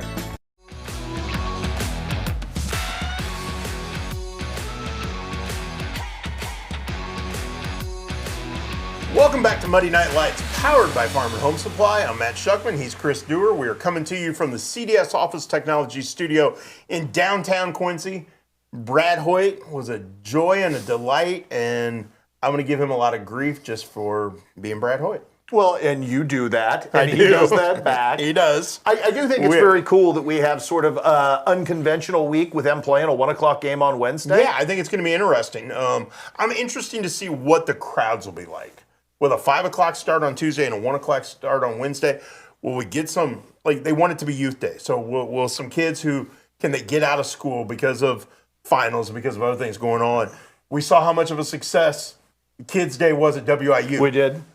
Maybe that could be the start of this here. It's a different energy, and honestly, I think schools feed off that when it works well. I really do. But we have that permutation, and we have shootouts galore this week. We do. We got the Rumble on the River, which we've talked about a lot tonight, but we also have the Great Western Shootout going on in Abingdon this weekend, and we have 3 of our area teams playing back to back to back on Saturday. You'll be there for all 3. I'll be there for all 3 of them. So I'm giving you a reprieve from the Rumble to go check out some really good basketball. You know me, I like to drive. Yes. So you take good care of me and let me not stand in one place for too long. I know, because I know you have ADHD. I do. I'm antsy. So, you are. But with that said, one of the coaches who's going to have his team in both events this week is right here in our studio. Brown County boys basketball coach Jeff Bottorff. Thanks for taking the time to come in. Yeah, thanks for having me. Well, I know you had an evening practice tonight because obviously practice schedules change. Yeah. So we didn't make you drive fast back from Mount Sterling to get back here, did we? No faster than I normally drive back. But I was entertained. I could listen to the show on the way over. Oh, good. Well, at least we're entertaining. There's one. So we win. Hey, good. Hey, we're down from 1 to 0 now on our counter. Jeff's off, yes. But have your guys gotten their feet under them? Long football season. You started the season, started practice with 6 guys. Have your guys finally gotten their feet under them? No, I would tell you we're still working on that. Yeah. I think their feet, quite frankly, are moving way too fast. We're trying to learn how to slow down and how to slow down, put the ball in the hole. So, it's still a little bit rusty. As I tell them, I said, hey, right now we're a collection of good players and an average team. And every day we're getting better. And I've seen progress the last few days. This will be a big week for us. You do have that magic elixir, though, of riding the high of everything that comes off football. And that means something, doesn't it, Jeff? I mean, you have everybody's undivided attention because they just saw, if they work together and figure it out, what's capable. Yeah, I mean, we've got some really talented kids, but it's been an interesting couple of weeks because you've got a lot of kids figuring out what do they want to do. Do they want to play? Do they not want to play? And I mean, I think I've submitted 5 different rosters in the last 2 weeks because some kids decide, I really want to break. And I mean, I literally had another kid join the team today. And so we are a little bit of kind of a work in process. But that's okay because this is the time of year for process. This isn't happening in late January or February. That's where you need to have the process figured out, isn't it? Absolutely. And we've talked about this hey, every day our goal right now is to get a little bit better. Be better than what we were yesterday and continue to learn and find the pieces. Every year's a new year, even though we got a lot of pieces back. Right. It's different. And so guys are starting to learn some different roles. We're trying to figure out, what's the right rotations and all of those things. Ideally, and when it all comes together, you are insanely long for a small school team, and you've got a lot of skill level with those guys with some length. If you're going to build a puzzle, that's not a bad place to start. I do have some good pieces to start with. I'm pretty excited about that. And we've got 7 guys back that played some minutes last year and some played some really big roles. And so now we're trying to add a few new pieces to it. How much did those 6 guys that had to spend those first couple weeks just practicing among themselves or practicing with the girls team or the things you guys did, how much did that help those 6 guys grow? Because, hey, he's focusing on us. Yeah, I think for our younger guys, so we had some freshmen. There were 3 freshmen and a sophomore that's never played. It's new to us. So those guys got really good development, a lot of focus, a lot of attention. Our 2 varsity guys, Jackson McNeff and Henry Ingram, just beat on each other for 2 or 3 weeks. They were the most excited to see new fresh faces show up. Well, you talk about that, and if you guys aren't who you are based off of last season and projections, and I mean you know the hype you got from Nesto Hoops and all the stuff, all the talk, you're probably not getting invites to all these shootouts, Jeff. So obviously the high expectation level is something new and kind of fun to deal with. How have your guys kind of dealt with that to this point of being a center of attention, maybe more so than in many, many moons in Brown County for basketball? Yeah, I would tell you, I think the first couple of games, I've sensed a little bit of nervousness. And that's been part of what we've tried to do is like, hey, let's just relax. Let's go out and play ball. Let's have fun. Let's not try to, win everything in 2 games. It's a process. And I've seen a little bit of progress in that in practice. We still got some ways to go there, but some of them I think feel like this big weight. And they're still young. I mean, we're all juniors and sophomores, and I want them to have fun with the game. I don't want them to have so much pressure on them. And consciously, we went out this summer and traveled and played places and say, hey, look if you want to be the best, you got to play the best. And so we went out to compete against people and start measuring ourselves. And we have 2 practices. We go play at West Central. We grind out a win. We get on a bus and drive 3.5 hours to play Eastland Lanark, who's a state runner-up. It took us a half to wake up, and by that time, I mean, we learned a lot. In fact, the kids joked when we went to film the next time, it was called the Eastland Education, because we learned a lot, and that was the purpose of that. And so we'll get better with it. Well, and I think the way you set up your early season schedule is designed to bring them along. Going to Eastland to play the state runner-up. You got the Rumble on the River against Atlanta this week. Then on Saturday, you go to the Great Western Shootout and take on Canton. There's no easy gimmies along the way. It's, hey, we're going to challenge you and make you better. Yeah, I told them even that last year. I said to get to 25 wins next year, it's going to be a lot tougher because we're going to upgrade our schedule. We're going to, not only we got those 2 this week, we play Havana tomorrow, then we're in the Rumble on Wednesday, then we got Beardstown at home on Friday, and then up to Abington on Saturday. And so it's a test to a team that's still trying to find their legs. Hey, there's four games this week. Yeah. And then you're getting into the holiday tournament time. So it's go time. And I think we'll be ready. I think Macomb's going to, not to look too far ahead, but I think Macomb's going to be super fun for you. And I think there's a lot of potential permutations with games that you could play up there that I think people would be very excited about. That's kind of the timetable, isn't it? Just kind of get better game to game until you get to the new year and start doing what you need to do? Yeah, I think I see the end of the year here now of are we seeing progress? And then we've got to be ready to turn the table in the page in January. I mean, January 2nd, I think it is, we have Calhoun, and then you got the Winchester tournament, which is loaded this year. Yeah. And we've had some games that got shifted back. We picked up West Hancock. We're playing them late in the year. We've got Griggsville late in the year. We've got Carrollton late in the year. I mean, so there's some tough games ahead for us. But my kids like that. They were thrilled to want to play Notre Dame, and that got pushed off because of football, and we haven't found a date to try to remake that. But they want to test themselves against the best. How tough was it for you those first couple of weeks of the season? Not only the practice part, but then you had to change game schedules. And did it feel like you were just trying to juggle everything to get it to where your guys could get on the floor? It really was, and recognizing like Q&D's weekend. I mean, that's a big weekend for them for Hall of Fame, and so trying to be fair to say, hey, look, if you need to find a replacement, I'm giving you the heads up. We'll figure something else out. And I'm glad those programs could find something for that. But it was tough. I mean, for me, I'm like, you ready to go? And it's like, I can't unwrap the present until everybody shows up. Part of the fun of that, though, is you're immersed in a community that, as we just saw with football, when sports are good, it's as good a community in support and enthusiasm and over-the-top excitement as it gets. The chance for your guys to give that to your community again, I mean, that's certainly an incentive for them to continue to do the work. Yeah, our kids take a lot of pride in it, and being involved in it, they had a lot of success in junior high. And I think part of it now is, hey, look, football's been successful. Our 7th grade girls just won state for the 2nd year in a row. Our 8th grade girls won their opening game at state tonight. I mean, they've got a good chance to win it. I mean, there's success kind of breeds success. And, I think that will carry over for them this year. Your son is coaching at Quincy University, an assistant coach. We talked to Brad Hoyt about the unique makeup of his coaching staff, and he talked about your son and Brendan Gooch, the other young assistant out there, being rising stars in the coaching profession. How much do you and Justin bounce ideas off each other? I know it's different levels, high school and college, but it's still basketball. All the time. Yeah. I mean, I learn things from him all the time, and I share that with our kids. I mean, we talked the other day about how do I get my kids to slow down when they get the ball, because everybody's in a hurry. And he talks about, hey, just have them find one of the four corners in the pocket.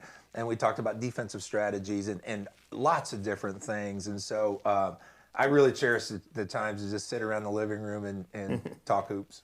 This is a relationship business, and you've got some unique personalities on your team, some fun personalities on your team, some guys that, that are kind of electric from the moment they wake up to the end of the day in a couple of different cases. I'm being diplomatic here. You're doing good. So just for you, just being around that energy with those guys, how much fun is that for you, Jeff? Just because they are such a unique and eclectic group of guys. Yeah, they're so much fun to be around. I mean, they really help me stay a little bit younger. And so I enjoy it, joking with them, watching them do stuff. I mean, they have fun together. That's one of the nice things I like about this group. There's really good chemistry in them. There's not a bad one in the bunch. And I think they thrive on each other's success, and that's been big help too. Obviously, you coached some junior high basketball back in the day. Did you ever think when you retired from the working world that you'd be a high school basketball coach? No. I honestly, I really didn't. Yeah. But it's always been something I've wanted to do, and there's been opportunities that have come up. But because of the type of work that I had and the job, I couldn't do it the way I think it has to be done. In fact, quite frankly, I have a hard time understanding how people can work full time and do this, because to me, it's like you're all in. I mean, and my wife would attest to that when I'm up watching YouTube videos at 2:00 in the morning. So, do you think the real world experience though has made you a better coach just based on what you were doing before you came to the table here? I really do. I think the ability to help kids think through things. I really enjoy the leadership aspect. So, I take Tegan Hohenberry as an example, and Tegan and I've talked a lot about becoming the leader with our group, and Tegan's kind of taking the point guard spot for us and being that calming voice in the group. And so there's different kids like that you work with, because they all have different styles, they all have different strengths. Some are a little quieter in what they do, some are a little more vocal, and so I really enjoy that piece.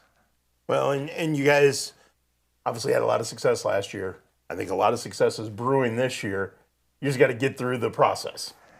Yeah, we've got to get through the process, but we also just have to enjoy the season. Yeah. I think that's one of the hard things. When you have success, everybody wants to focus on the end, and it's a journey. And I think, we're going to have ups and downs. We had ups and downs last year, but I mean, the game of basketball can flip so quickly. I mean, as much as people look at, hey, it was successful, you upset route, you won a regional for the first time in a long time, but we don't shoot free throws well. We don't get past Griggsville in the second round.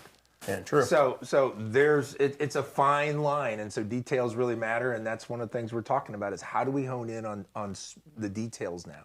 Well, go ahead. I was going to say, you're a guy that loves gyms, and you get to play in a great one at the Nest, but you're going to Tornado Alley this week. You get to play in John Wood. You talked about the experience of the process just for you to take these kids out because they do have a little bit of reputation, and to be able to show them off and to show them in great gyms where to play. That's got to kind of be fun as well. It is. I think that's one of the great things, even like this summer. I mean, I remember driving the van to Chicago, and we went to go play in Romeoville. Half my van had never been that far north. And we're going to go play Chicago Bremen and some other, Joliet Catholic and these kind of teams.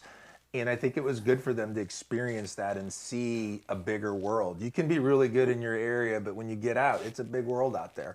And again, if you want to be there with the best, you got to get out and play the best. Well, you got 4 opportunities this week to get better in that goal of being the best.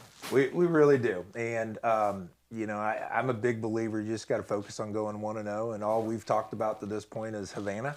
And now I've looked a little at Atlanta and all those kind of things, but we'll get to that, come Wednesday. And I hope everybody goes over to John Wood or over to QU and watches them at 1:00, and then come over and watch the Brown County boys and girls over at John Wood Wednesday night. It's a pretty darn good twofer right there. That's my plan.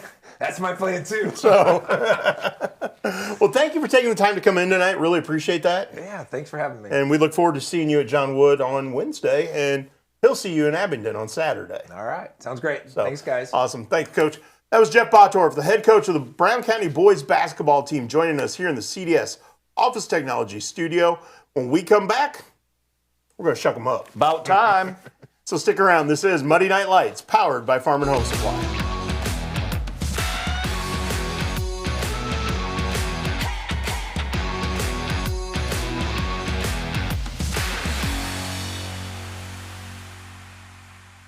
When you trust your healthcare needs to MDH, you'll receive the highest quality, compassionate care from our nationally accredited medical departments and award-winning staff. We are here for you 24 hours a day, 7 days a week, providing exceptional care right here in Macomb. We also accept Aetna, HealthLink, Blue Cross Blue Shield, and most other insurance plans for your convenience. McDonough District Hospital, your regional healthcare partner, growing our legacy one patient at a time. Does the thought of retirement overwhelm you? You are not alone. For over 25 years, Benson Financial Group has helped people just like you craft a plan to retire with purpose. Call us today in Quincy and Hannibal. For 135 years, State Street Bank has stood as a pillar of trust and stability in Quincy, Illinois. For generations, families have trusted State Street Bank to be part of their biggest moments. We look forward to the future with gratitude and excitement. Thank you for being part of our journey. State Street Bank, 135 years of banking you can trust.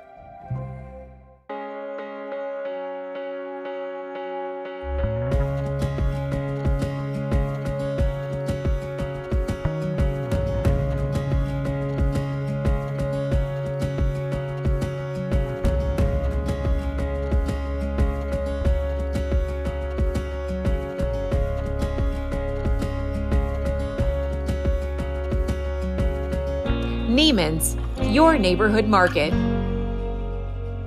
Kitchen and Bath Gallery of Quincy. Trained craftsmen and expert contractors with friendly professional service.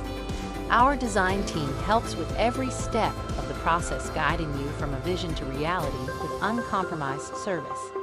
Trust your home to the local experts. Get a free quote today. From concept to creation, Kitchen and Bath create remarkable spaces and innovative builds. Kitchen and Bath Gallery, your home reimagined. Not sure you're ready for retirement? With over 25 years of experience, the team at Benson Financial Group will meet you right where you are and craft a plan that's right for you. Call us today in Quincy and Hannibal. Welcome back to Muddy Night Lights, live from the CDS Office Technology Studios in downtown Quincy. Been a fun sojourn on this Monday night, hasn't it, Chris You Stewart? keep upping the ante with guests, and they keep just, every week I'm going, well, we're probably going to have to fall back because our guests were so good. It had never happened yet. And we're having fun with this show. I hope our viewers, our listeners, are enjoying it as much as we are. Well, I don't know that anybody's enjoying it as much as we are, but we hope at least a fraction of that, yes. So can't thank our in-studio guests tonight enough. Chris Dewsteker, the director of the Rumble on the River. We had Quincy University men's basketball coach Brad Hoyt, Brown County boys basketball coach Jeff Bottorff, all join us in studio. And then Megan Brinkman, the head coach of the Centralia girls basketball team, who will be here at the Rumble on Wednesday night. She joined us on the Hess Auto Agency hotline. That's quite the who's who. Yeah, it was a lot of fun talking hoops, a lot of fun talking, with coaches who are so passionate. They are. About the sport, about their players, about their communities. And I think that's the other side of this. And we've talked a lot about community in recent weeks because we've seen what the communities can do in support of their programs. Right.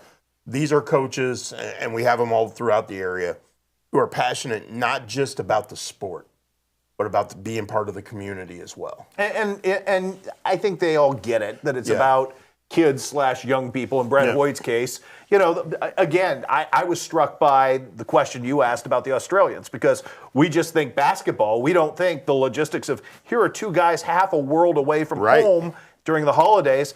That's something you just don't process usually when you're watching, and two really good basketball players, obviously, but you don't think about the human side of things until Brad Hoyt lays it out for you. And I know they had gone home with Max Boer for Thanksgiving.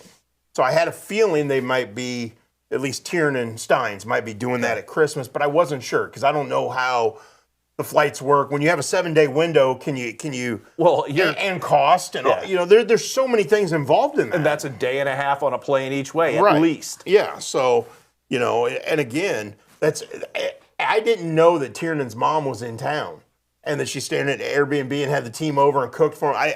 To me, that's really cool and might be a column coming up after this week. I would like to hear her thoughts on snow days. Yeah. So, it just, you learn a lot about beyond the court. Right.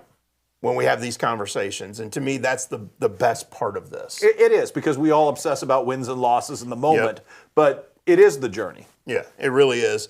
And we talk about communities. One of the communities that's having a lot of fun right now is Monroe City. And obviously, they had a great football season. Their boys basketball team won the Monroe City tournament, 101st rendition of Missouri's oldest tournament. So much for football legs. Yeah. And their girls, were runner-up in their own tournament, losing to a very good Highland squad. Yeah. But out of that tournament came this week's Shuck 'em Up. Again, I'll ask you, where did Wyatt DeGray's football legs go? Because he was bouncy as all get out all week long. Wow.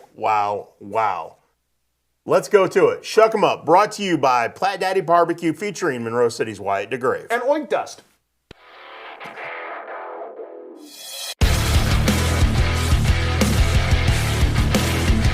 Shuck 'em up!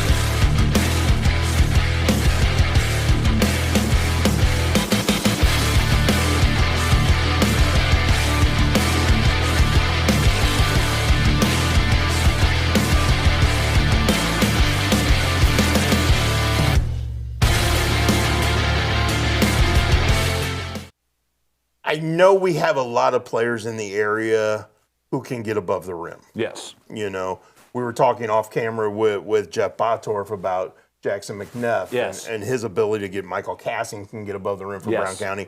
We obviously know last week Shuck 'em Up was Cooper Knowles from West Hancock, and we know what he can do. One of the best dunks we've ever seen. Wyatt DeGrave might be up there with one of the best dunkers in our area. Well, here's the thing, though, and we see this in track more than anything. This kid, quarterback, guard, bouncy. He might be the best athlete, pure athlete, come track season that we have in our area. Could very well be. Yeah. So no surprise. No, but fun. But wow. Yeah, when he gets in the open court, as bouncy as he is, he's going up and throw it down. Yeah, he's got that in the repertoire. Yeah, so again, those were 2 dunks from the game against Louisiana in the semifinals. By the way, of the Monroe City tournament. Really good win because that's against a Louisiana team that's much improved as well. So Monroe City's playing really well for the ring rust right now. And then they turned around and beat Palmyra in the championship, and we'll see them at the Rumble on the River this week. We will. Taking on Pittsfield. That's a fun and interesting game. I agree. Yeah, I like that. I think you called that early on as your dark horse game, and that may well live up to the billing. Obviously, I think there are some really intriguing games. I think we're going to see a lot of good basketball this week at the Rumble on the River, but I think you're also going to see some really good games at the Great Western Shootout in Abingdon on Saturday. We've got a doubleheader on Tuesday night. Palmyra going to Quincy Notre Dame at the Pit. Yeah, I think that's an intriguing boys matchup. I know Palmyra is up and down girls-wise right now, trying to find its legs after losing 2 talented seniors. And that Notre Dame team's really good, so I don't know what's going to happen there. It may not be very pretty in that one. No, it may not, but you never know. Right. That's why you play the game. So again, we've got basketball all week long. We've got Quincy High girls at home on Thursday night. We got games going on Friday night, along with the Rumble, and we will have complete coverage of the Rumble throughout the week. And like I said, we are honored to be the title sponsor of the event. Well, you talked earlier about how old we are. You and I are both super excited about this week, though. And that's what if you still have that, you're still doing the thing you're supposed to be doing. Here's what I will tell you. I don't care what our ages are. I feel I can speak for you in this sense. We're both very young at heart. You can say immature. Yes, we are. We have our moments. We are young at heart, yes. But we get up every day excited to go about our business. And that's the one thing that if you were looking for a piece of advice in this world, and I don't care what it is that does it for you, find something in this world you love. Because it doesn't feel like work. And I'll be honest, going back to April when I had my health scare, and there were conversations had between myself and my wife because of my health at the time of, what do you do moving forward? And it didn't take long for her to go, you got to stick with what you're doing. Yeah. Like she understands my passion for it. You would have been miserable. Oh my gosh. You would have been miserable. Oh my gosh. So, and what's there in that? And I do think some of this has helped because you have that incentive, obviously. Yeah, so that's a beautiful thing. It is. Well, we will be back next Monday night. And then we're off. And then we are off on the 29th because we will be in holiday tournament bonanza. Yeah, we will. We actually have 5 days of holiday basketball. Which is good. Because the 28th falls on a Sunday. Collinsville's playing its biggest day of the tournament on Sunday. They go Saturday, Sunday, Monday. Yeah, so weird. So Quincy High School will play 2 games at Collinsville on Sunday. I believe it's the only tournament that we have an area team in that's playing on Sunday. So, but we'll have breakdowns of all of those. We'll break down some of those holiday tournaments next Monday night. We'll have the complete brackets for all of them. Not all of them have been released yet. Not yet. So we're getting there. We're getting some of them trickling in, but we'll have them all by next week. We'll have previews of that stuff. And don't forget, we got our 25 of 25 series ongoing. We have 15 more to go. We've done 10. We're going to be right down to the wire. Drops on December 31st will be number 1. How appropriate. There we go. We wrap up the year. We wrap up the quarter century with our 25 top moments. And I think we already have a couple that could be part of the next 25 because it's been a fun year. It really has. So we will see you next Monday night right here in the CDS Office Technology Studio for another episode of Muddy Night Lights powered by Farm and Home Supply. With the Wink Dust.